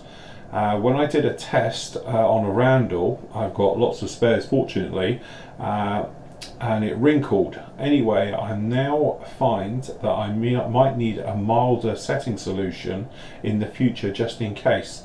What one do you recommend, and how do you remove the current test decal from the plane without messing up the paint? As I say, I can't comment on this particular one. It sounds like if you're having troubles like this, that they perhaps have changed the solution. It's a bit too strong, or they've got a dodgy batch. As I say, I'm going to give this stuff a go on Steve's recommendation, but the stuff I use is the actual Micro Industries. I've been using it for the last 15 years, never had a problem with it. I've never known a decal not to work with it. The softener doesn't soften as much as perhaps I would want, but the setting solution makes everything shrivel up, and as soon as that happens, you know you're onto a winner, because as soon as it shrivels, it means it's going to eat deep down into all those grooves, panel lines, all the bits and pieces, all the riveting details. It will go in nicely. If it just sits on there and does nothing, chances are not a lot's going to happen. Okay, so from that point of view, love that stuff. As for getting off a dodgy one, I use the old tape way. So I put down normal sellotape, you know, like packaging tape, brown tape, onto it, rub on the decal really hard, not so much on the paint all around it, but on that part, and then just rip it off, and you'll find it'll lift it off in one. As long as the paintwork underneath is totally dry, it should just take the decal with it and do it that way. Or just normal sellotape. Try it with masking tape first, see what happens, and then do it that way. Your other way option is to wet the decal really heavily. If it hasn't adhered down properly, you might be able to get a brush under it. As soon as you get a brush under it, you can knock at it, just etch away at it, and you can take the decal off that way, and I've done that in the past quite a few times. Steve, you? Yeah, I like using the tape method. That's a good way of getting a decal off, and like I say, my preferred solution is the Gunsy stuff. Yeah, yeah. Okay, hi Phil and Steve. Sorry, this is Neil. I'm currently building the Hobbybus 1/35 scale Land Rover Wimic, and I was wanting to do it in desert colours. My question is, what Tamiya paint code do you recommend for desert pink? Also, British green for the turret and the Milan system. If Vallejo model air codes are easier, I would very much appreciate it. Any ideas, Steve? Oof, top of my head, no. You'd have to. Usually the only one. Mix. Yeah, it's got to be a mixed job. I don't know. Did MRP do the British one? I think, don't they? Didn't Model Air bring out a load of sand colours, desert sand? Yeah, they did, but that's more for the American. Oh yeah, because they've got Desert Sand 122, which is American. Yeah. Desert, which is Federal Standard 334466. It could be anywhere on my rack. Let's just have a look. But the green. The MRP one. Yeah.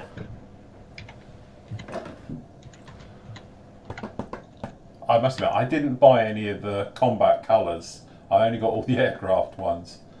I've got the RAF Desert Pink for Gulf War 1. Yeah, I think it's just. So yes, hold on, Steve's on it. I just did a second question. My second question is a quick one.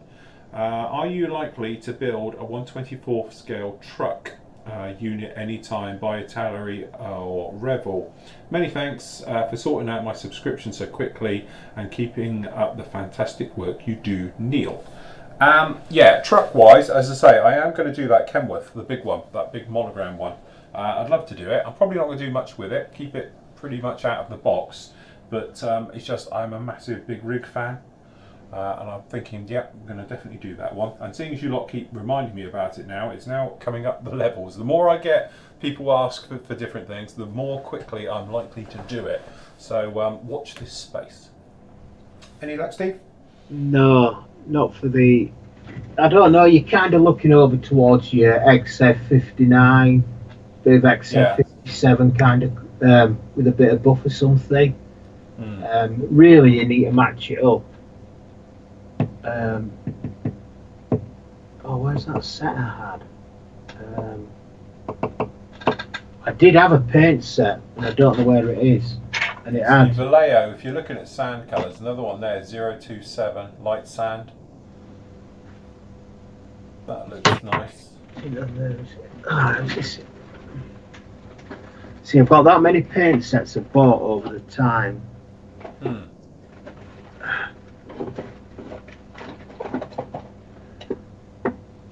Let's have a look at this desert wall transformation set. In fact, I know I did one as well. Oh, good grief, bits. Oh, this is where everything falls over, destroys the dolphin. All for the British It's paint. alright, then the camera goes to me and we say we've got technical difficulties. What, me okay. shouting and screaming and Yeah, I'll bleep you, it's alright, I'll beep. That's it, I can edit. Actually, it's the one thing I can't do. I can't turn off his sound. I can turn Right, my here own we off. go. Oh, look, we're off. British, AK do it. I knew somebody did it. Your best bet is to get yourself AK 726, which is British sand yellow. There you go. Ah, there we go. That's the colour you want. They did do an Iraq and Afghanistan paint set, which is upside down, that one. Yeah. Only thing I found with it, the German colours were a bit out. The German sand brown were more like pink. But it does have Iraqi army sand should you need it, British sand yellow, US vehicles base, and then your German camo colours. But yeah, you because they start selling them individual now, so it's AK 726 for the British Right, colour. yeah. And that's right, because it's a real more yellowy colour. Hmm. Yeah, it's a funny colour, isn't it? It's not your standard No, and sandies. if you do buy yourself some airbrush, Vallejo airbrush cleaner is fantastic with this stuff. Hmm. If not, if you're just using normal thinners, make sure you put a drop of retarder in there, and also Yeah. have some airbrush cleaner or whatever thinners you're using in a little pot next to it, and then every so often just keep wiping your airbrush needle to keep it nice and clean, and then when Yeah. it pulls back it cleans inside the nozzle pump pad meter as well. Very good. Excellent. There we go. Okay, John says, hi Phil and Steve, I noticed during the Mitsubishi build that a heavy coat of extra thin cement was deliberately applied to the surface of the parts at the seam joints. Does the weld action properties of the cement etch the surface of the plastic? How do you treat cement damage prior to applying the primer and paint? Yeah, what it was, seam lines, I always now give a really good coat. I want it to weld all the way through. Recently, in a few of my builds, when I've been sanding, you've ended up it opening up again. So now I'm like, stuff it, extra glue, and just leave it a long time. If you don't brush it, i.e. you just do a quick pull and dragging it down, you're not physically going across the surface, it will weld flat.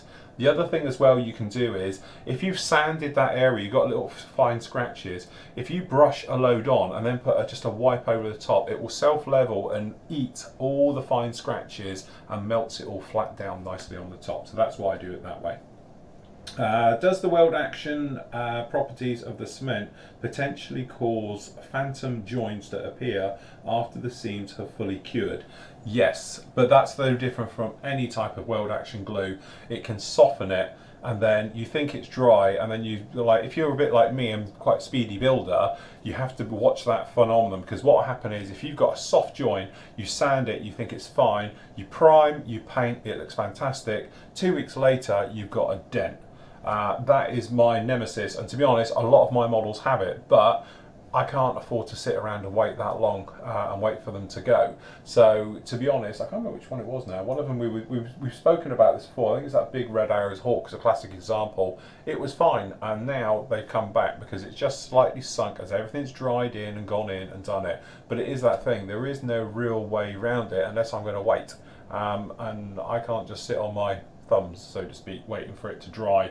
So I don't have that luxury. But if you wanted to, you could then allow it time to dry and move on and everything else like that. But I know it's a phenomenon, everybody has it. It's just one of those things. When you're a speedier builder, it's just that thing. You really need to slow down and let things cure and dry fully beforehand, or go back to a normal glue. You know, you could use something like the cement white top, because it's resin based. There's very little shrinkage on that one, but all of the hot action, the weld action glues, you're going to get it. Just depends on how far you sand in, how much heat, and how much thicker the plastic is and things like that to allow for the drying times. Really enjoy the interaction between you and Steve during these live builds and Q&A sessions. Thank you, John. Yeah, yes. We are available for all weddings, christenings, bar mitzvahs. Yeah, that's it. Yeah, we'll do anything. Yeah, we'll turn up anywhere in the world. That's it. Yeah, if you just pay, we'll be there. That's it. Simple. I'm going to say, but before you solve the next question, I'm just going to go to the little boy's room. Right, so okay. I'll let you deal with that. Now he's of that age, you see. I know, knocking on. You know, that's it now. His and cold. Full. It's because it's cold. Oh, is that what it is? The winter months? I'm feeling the cold. Right, okay, so Jonathan says, I know there's a few threads about this topic already, and having just come back to the hobby and already spent 300 plus on an airbrush, compressor and assorted paints and accessories, do I really need to spend £200 or £300 on a spray booth with an extractor if I plan on just sticking with acrylic paints, or will I get away with a cardboard box, an open window and a face mask? 3M half mask, replaceable cartridge type. I appreciate the dangers with enamels and alclads, but if I don't plan on using them for a decent while whilst I get back into the swing of things, thoughts appreciated. Right, okay. This is a question I get a lot, not so much by the members, but I get a lot of just obviously you guys watching on YouTube and stuff like that, because you don't hear me when I talk when I'm building. When I do the full builds, this gets covered a lot and things like that. Generally, the rule of thumb is every time you spray, you should be wearing a full face mask or an extractor. Now, obviously from my point of view, I can't wear a full face mask because I'm talking to you when I'm in the spray booth as I'm working. So I'm showing you exactly, talking you through exactly every step and movement I do. So if I was to be like this and sound like Darth Vader with the extractor running, you're never going to hear me. Plus the fact my work environment, I like to be clean. I use an extractor. It's not a cheap one, as you say. It's 230 quid. I think the members get it for this particular one. I use my big one. I'm buying another one as well. We're going to have maybe 3 of them in here at this rate, and I'm going to make my super booth up, which is something I'm going to do in the next few months. The thing is, that is drawing everything out of the environment, which is really handy, because when you're spraying, you know, any type of spraying, you're going to get dust and it's going to go airborne, and then it's going to stick and it will go everything. And it doesn't matter what you've got, and I've still got it now, you know, you're going to have it, and your work area is really soon and quickly going to get contaminated with dust particles and all the rest of it, all right? An extractor will cut that down massively, okay? Because as long as you're spraying at it, or you've got a good hood around here, everything's going to go that way. It means your dust in your workroom will be minimal, okay? But that is the thing, you need to use it properly and have it running and spraying on it. So a booth is always going to be better than a mask, okay? Now the thing is, where people say to me about acrylics versus enamels and lacquers, as was pointed out to me by a surgeon a few weeks ago when we were talking about it, he got in contact with me and said, look, there's a few things you need to understand here.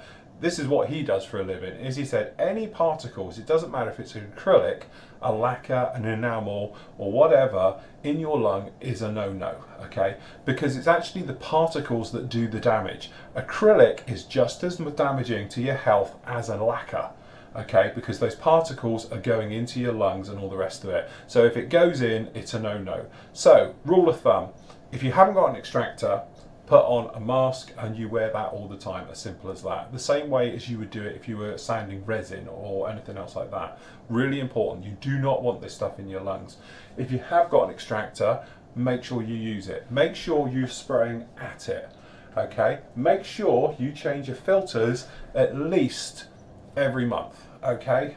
would be my thing. Obviously, if you're not using it, you don't have to. But the bit where this gets dark colour, I will change it out. I have got down here tons of them. I've got them, as you know, I cut these off and I use automotive filter and we put this in and we're good to go. And I always have one ready to go, and that's what it looks like when it's ready to be changed over. To be honest, these, what I tend to do is, I don't undo it all, I just grab it, pull it out, and then this is what this is, okay?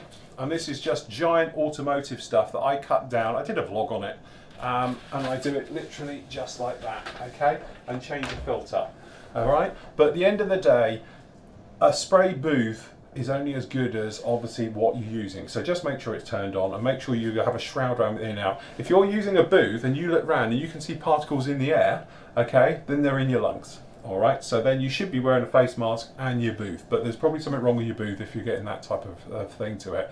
But honestly guys, it's not worth it. It's a hobby. I do this and I probably spend, honestly, 10 hours a week in the spray booth. Okay, and I do it pretty much 6 days a week. So from that point of view, it is that thing of like, right, okay, I'm never getting a break from it. There's probably even a risk. I should be doing more. And to be honest, that's why I'm upgrading this again. You know, I'm going to go for complete overkill on this purely because it's the way I can do it and talk to you at the same time. But I think a face mask is probably your best bet.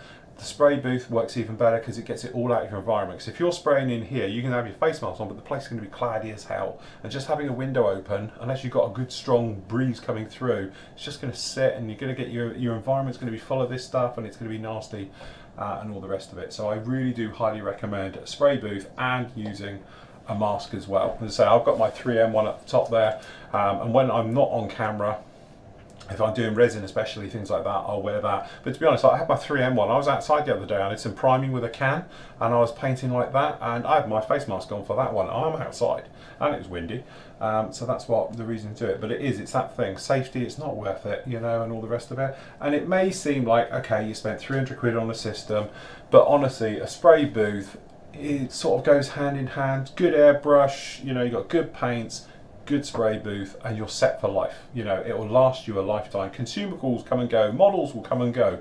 A good spray booth, a good airbrush, you'll have for life. That's my point to it.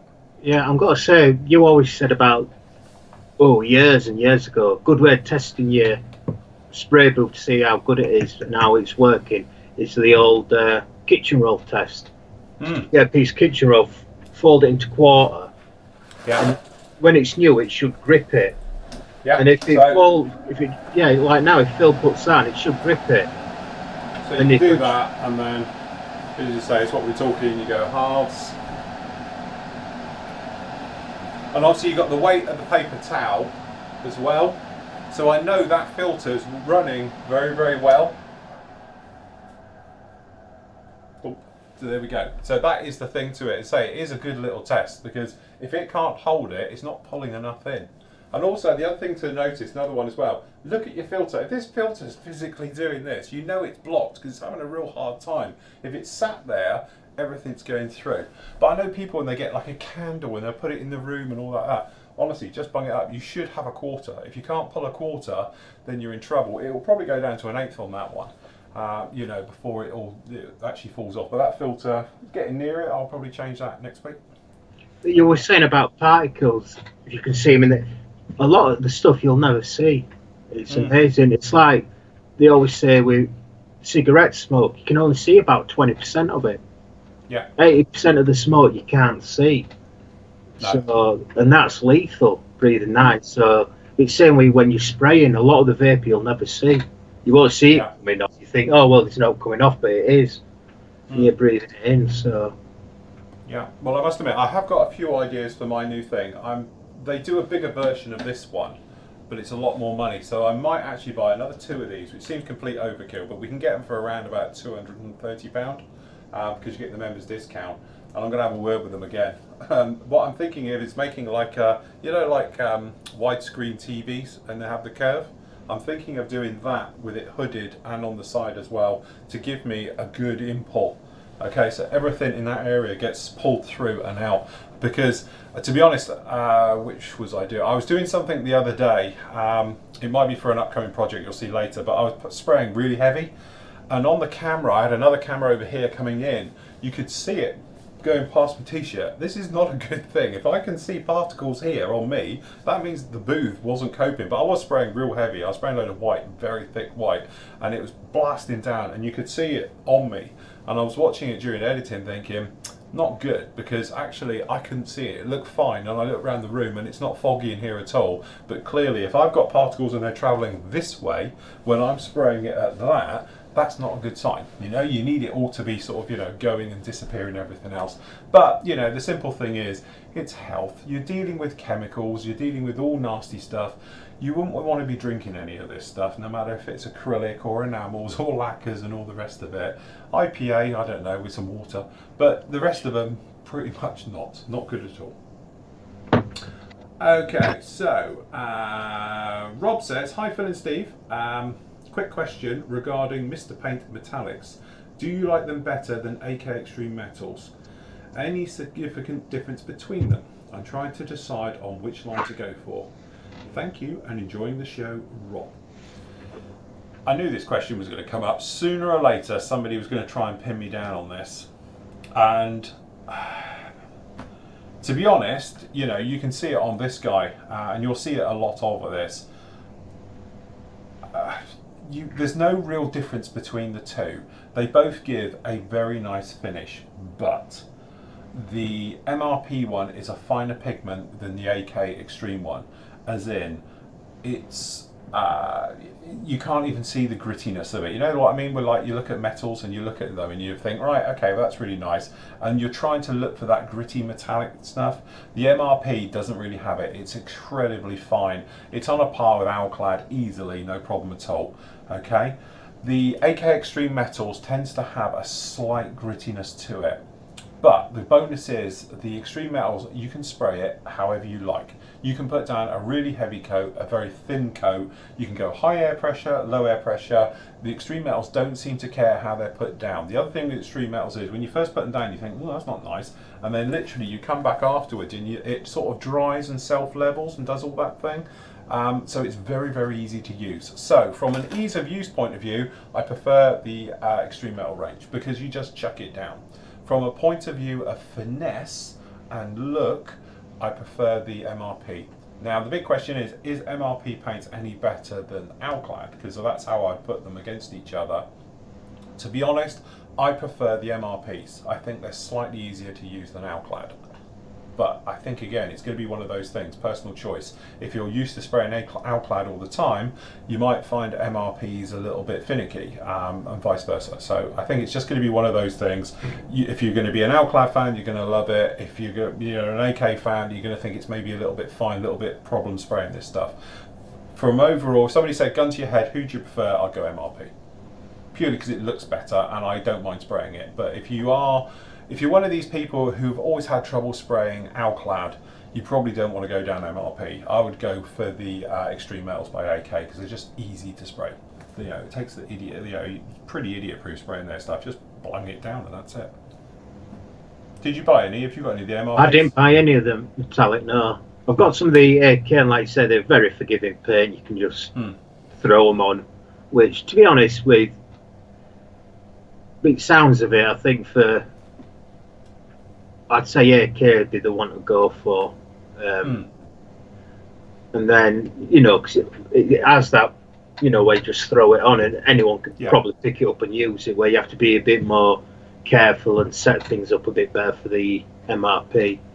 It all depends on the shade as well, what colours each do. Like you found that anodised aluminium's a really nice colour. So if AK don't do it, you know, you've got the best of both worlds then.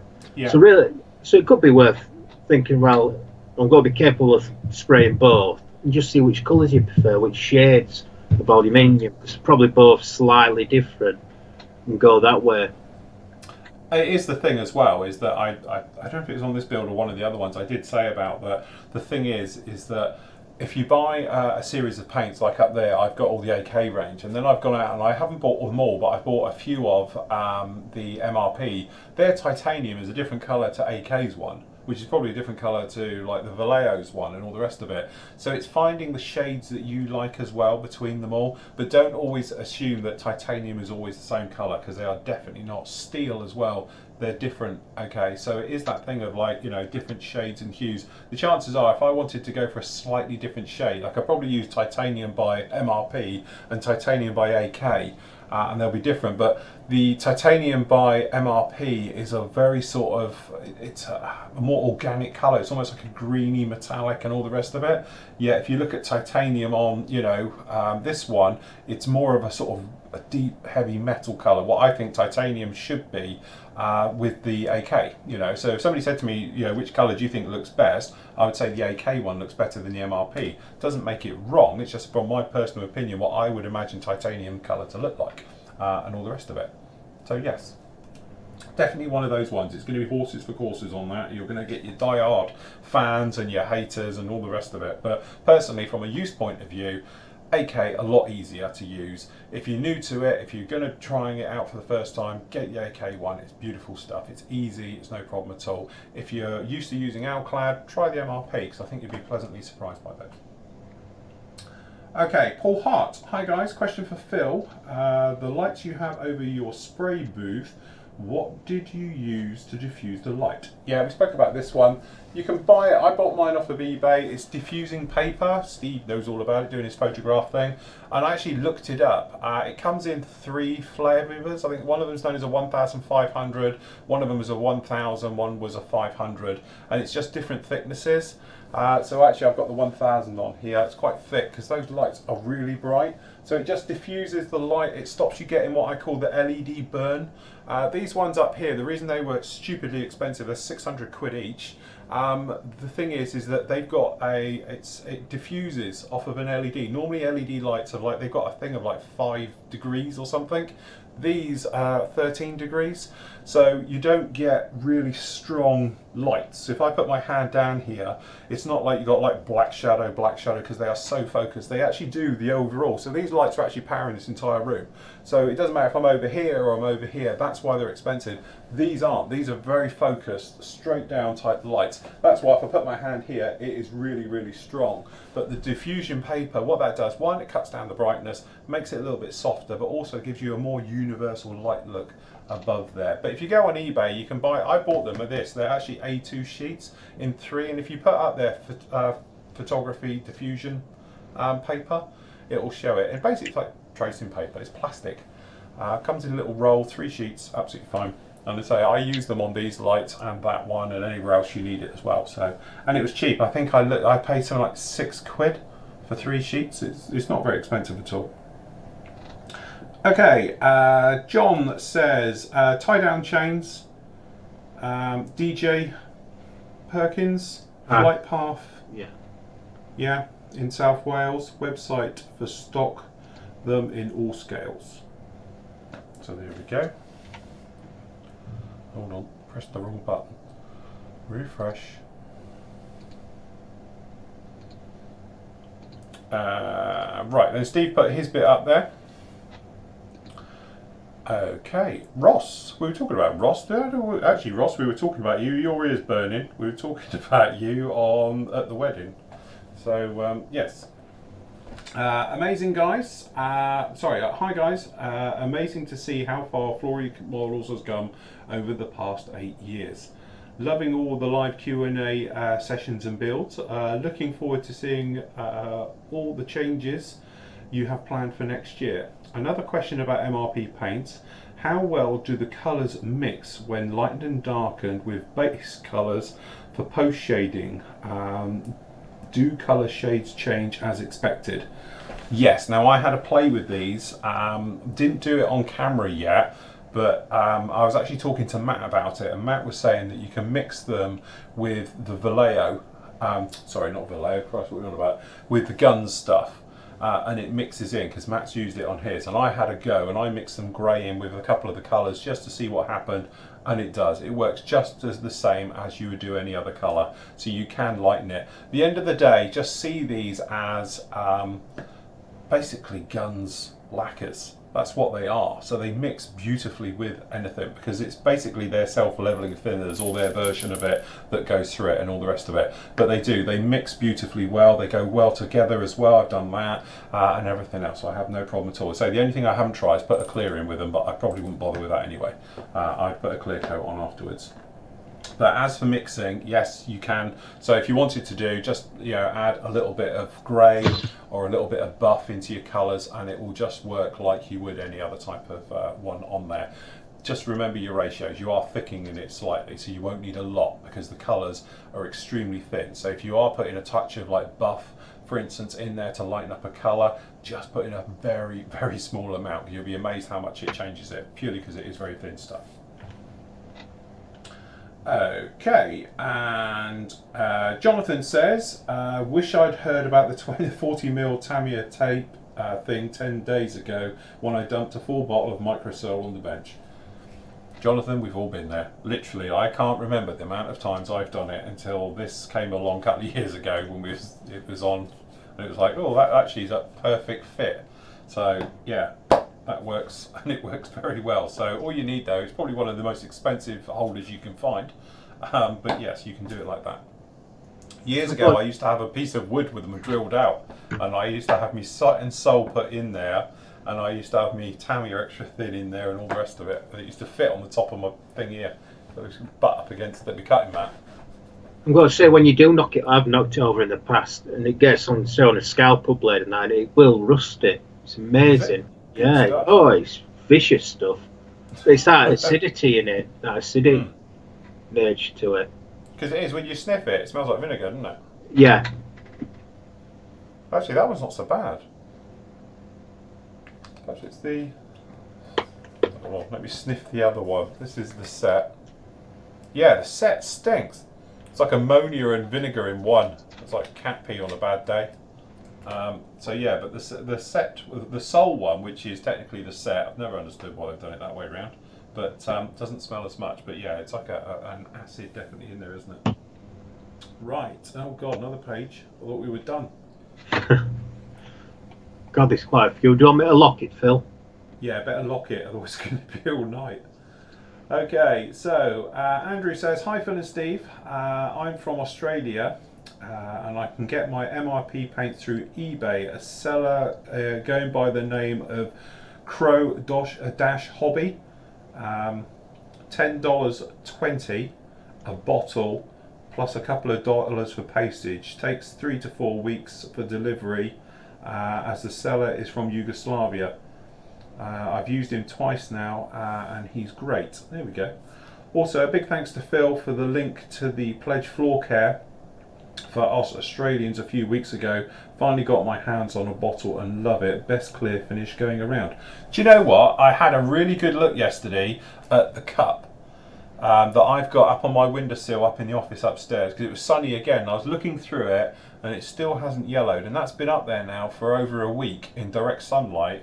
In the worst case scenario, it's a south facing window and it just sun all day long there, and we've had some really strong sun, and it is fine.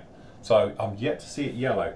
I should have put a control up there with another one just to see for joint.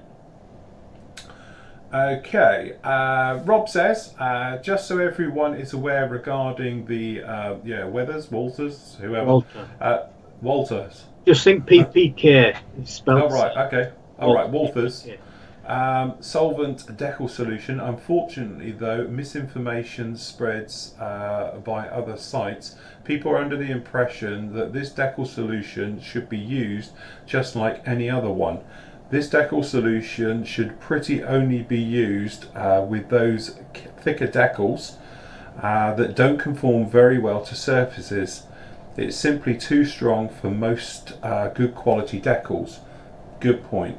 That's what I was thinking, really. But it is. It's that type of information that if nobody mentions it, everyone ruins the decal. So it's a very good point with that one.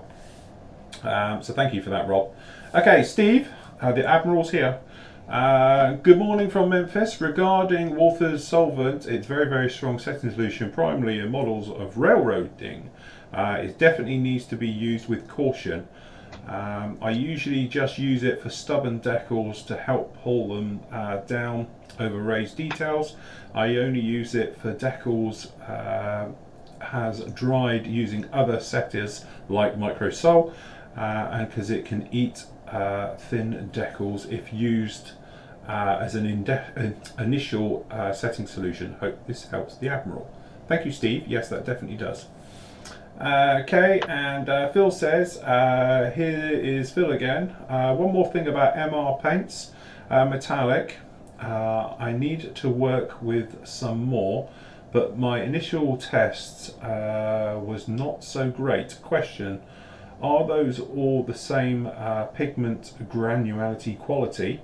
I had the impressions that the pigments on metallic blue and burnt iron is quite visible. Maybe I did something wrong, too heavy. Only chrome was so amazing. Thank you. The big thing with them, Phil, is that treat them like you do their paints. Very thin. To be honest, when I've done this, I've shown a good half-hour video is going to be about how I did all of this, just painting it on the sprues, because I actually take you over in the bay. I don't think we did this one, but we did a few of the other sprues, and we used the MRP paints. I did this sprue in there, and what I basically tell you is about half trigger pull, never go for a full trigger pull. Okay, so what I actually do on mine is I lock it off because I can, but if you couldn't, half trigger pull, and I say to you, listen to your airbrush and then turn it down halfway. Okay, so I was spraying no more than probably 12 psi. So, you know, from that point of view, it's half trigger, half air, beautiful. And on this one, I don't know how well, let's go full. Where are we? Full. Hopefully you can see on this that I don't get that granulation you're talking about, or the pigment count. It is literally, these are solid colours. You know, these guys down here, probably very nice. So if you look at that guy like that, so let me just show you on a different layer as well. So we've got these down in here. You can see that there's no real grittiness to it, for want of a better word. It's absolutely fine. Okay, then if I show you, where are they? Here they are. This is AKs. And again, it's nice and smooth. All right, that's just like that one. So, but you can probably, I don't know how well the camera will show it because we're so close, but it has got a small amount of grittiness. So actually, I think this is why these are so forgiving. And then if we show you on this guy, again, this is AK Extreme Metals. I don't know if any of you can see, but again, for me, looking at it down, I can see the sparkle, which is the sort of grittiness of it. Okay, right the way over these, but it is that thing of just what works. The reason that this works so well is because the pigment is thicker. It means it sticks better, it lays down, but you're always going to get that sort of grittiness. But from my point of view, I want this grittiness because this should be heavy duty metal. This is his internal skeleton, okay, which sort of shows through under the armour, and I want him to be like that, all right? And again, this one here, okay, you can see it on here, and actually when you start lining them up, you can see the differences in the colour, but you can see they're quite gritty. But with all the AK ones that I've been using, and to be honest, I've been using them a lot recently, if you turn that air pressure right down and you turn the actual amount of paint you're putting on so it's hardly anything, you build up the colours really well. And the big thing, of course, is, there we go, the big thing is you're not using much paint, which is the big thing, because as I say, I've probably got a third left, and I've done, what, 1, 2, 3, 4, 5, 6, 7, 8, 9 big sprues with this, and we've used 2/3 of a bottle to do everything. And I thought, if I'm honest, I'm going to go through this and I'm not going to have enough when I first started, purely because I've used probably half the amount that I'd use using AKs, because AKs is a bit more forgiving. You can turn up the air pressure with that, so I have more paint going down, more air. But I went through, that's the titanium, where is the dark one? I had it here. So there we go, that's the steel. What have I done with the aluminium? I thought we had it, there it is. So this was a brand new one, and I've probably got 1/4 of a bottle left, and we did the same amount. So from that point of view, I've used more with the AK stuff than what we did with the MRP, but it's just that thing, a lot thinner. You know, you're closer to it, there's less going airborne, less going into the filter, less everything, so that really just helps it out. But try that, just thin your paint, thin it a lot more than you normally would. Sorry, not thin it, but just turn it down to that sort of point where you're almost thinking you can hardly hear it. The big difference as well, you'll hear, you can hardly hear me airbrushing because the paint is very, very thin, no air pressure to actually you know, atomize it, whereas, as I say, other ones you can turn it up a bit more and it's a bit more forgiving. Right. Oh, Hans is on. God, look out. Regarding the AAVP, which is the amphibious assault vehicle, the interior colour, the rear crew compartment is seafoam green. If you want, you can mix your own. Ammo makes the colour, so there we go. He's got the colour up there as well, which is 082 MIG. But again, MIG paints, they're just the same. They're very thin, so you want to turn the air pressure down closer to your model and build it up. Got a wet spot there, and I must have put my finger in it. So there we go. Is that it? In fact, I just remembered one thing. Going back, we had a question earlier about brush painting. Try, if you've got some Gunsy or Mr. Hobbies or whatever they call it, some of their self-leveling thinner. Mix a little drop of that into your paint before you brush it on, and you'll be surprised how well it goes down. Because it being self-leveling, there's no brush strokes whatsoever, and it goes on an absolute treat. And that's with Tamiya paint, Guns paint. You know, you won't go wrong. Either that or use retarder as well. Always put a little drop of retarder in your paint. Yeah, I think, at the end of the day, Tamiya paints aren't really designed for hand painting. If you was to do that, like I know Steve's got a lot of them, he's got the white top Valleos. And I know when we have Ben here doing the talk about it and all the rest of it, and to be honest, that's why I've got this set here, which is all my primary colours, which you can just buy, and this has got all the fleshy colours and the blues and the metals and all the various bits and pieces. These, if I was ever going to hand paint anything, chances are it'd be one of these colours, and that's why I keep it down here. It's not that something that I use every week, that's for certain. In fact, I think I've only used it twice. But if I'm hand painting, the white top ones are a complete different animal. They are very much designed for it. They're like the games figure painting type stuff. And stuff like that, so it works really, really well for that environment. But again, a drop of, as I said, like a retarder or airbrush cleaner or a self-leveling thinner, it makes a world of difference, and it suddenly makes your hand painting so much smoother, so much better coverage, and everything else like that. So there we go, sorted. There we go, all done. Everyone's happy. Just checking the forum, they're all good. Right, fantastic. Good show. Look, 2 hours 15 minutes. That's not bad going. No, it's not. All right. So, Steve, plan for the week? What you got on?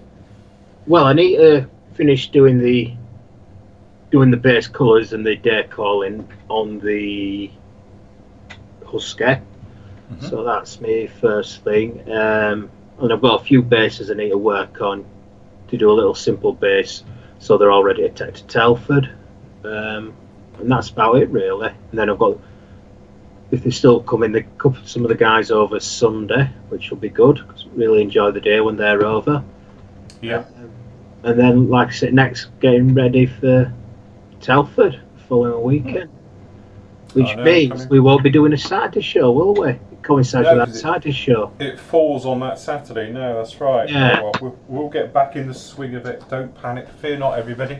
Yeah. The other thing as well is that I've had loads of people say to me about, is there any chance of doing evening ones so you can join in live evening ways? Well, obviously I have to talk with Steve about that and all the rest of it. But I know, I said about it the other day, but then when I mentioned it, I had a load more feedback from it as well. It's something that obviously next year we're definitely going to be implementing a lot more live stuff, a lot more interactive stuff and things like that. So definitely from that point of view. But for doing these ones, obviously, it's quite easy for us to do it in the afternoons to make our way through. But I do know what you're saying, and I do hear you, and I do take your points on vault and everything else like that. So a lot of it's more for you as well, folks. Don't forget, Mel's at work during the day, and then evening time's the time for you two really to spend together. So you can try and work some out. I'm single and on me lonesome, so it's all right for me. Yeah, well, she lets me out at night of here. I get the door unlocked so I can leave. Oh, well, that's the during, thing. Yeah, during the you're day, I'm locked in. Yeah, She locks me in here, then goes to work. That's the point. has she put that chute in yet to launch your sandwiches in? Yeah, I'm waiting for that one. Yeah, it'd be like a prison thing. It'll shut the thing open. It'll come through like a drawer. Open. It's like a one-way thing, so you can't put anything else in there. That's how Guru wool. Yeah, here's your water and guru wool. Yeah, that's it. That's all you can have. Definitely. Right, okay then guys, well thank you very much for joining us this afternoon. I intend to, or hopefully, get most of this done over the next couple of days, because it's all painted, it's just a case of putting it together, and then next week obviously we'll be on about weathering it and doing all the detail work to it, but hopefully I can get a lot of this together. As I say, I managed to get the arm together today and reassemble this guy, so I'm thinking he should come along quite nicely, quite quickly. So by the end of the week we should have something to show on that. Thursday I'm going to record the first of our dual or versus or whatever you want to do it reviews. So we're going to be looking at the Hobby Boss MiG-31 Foxhound against AMK. So what happened is you'll get a full review on that kit, then we're going to get AMKs out for the second half of the review and do a side-by-side comparison of both kits together, which is something I'm looking forward to doing. But obviously it's going to take a little bit of editing and playing with that one, so you might get another review, a normal one, and then you'll get that review on Friday, but you'll hear all about it, so I'll vlog it as we make our way through and everything else like that. Anyway, that's it. We will see you obviously next Tuesday, like that, won't we, Steve? We will, yeah. And we'll be making our way through, and then, as I say, is it the week after that's Telford? Yeah, yeah. Yeah, so it's a week Saturday, isn't it? Yeah. So yes. So what we'll do is we'll probably do the live thing the week after it then, and we'll be back for that one on the Saturday. But all being well, you should see us from Telford. We might sneak in a little broadcast. Yes, we can probably do some live stuff. Well, we tend to do some live stuff from Telford anyway. I know a lot of you have asked about that one. Not sure how we're going to do it yet. I might do it via YouTube, or I think we did YouTube last year, worked quite well. If not, it'll be via our Facebook page as well. So make sure you subscribe to both of those, and as soon as we're live, you'll know about it. Isn't it? Yeah. Cool. Right. Thank you very much for joining us, guys, and we'll see you all again very, very soon. Bye. Bye.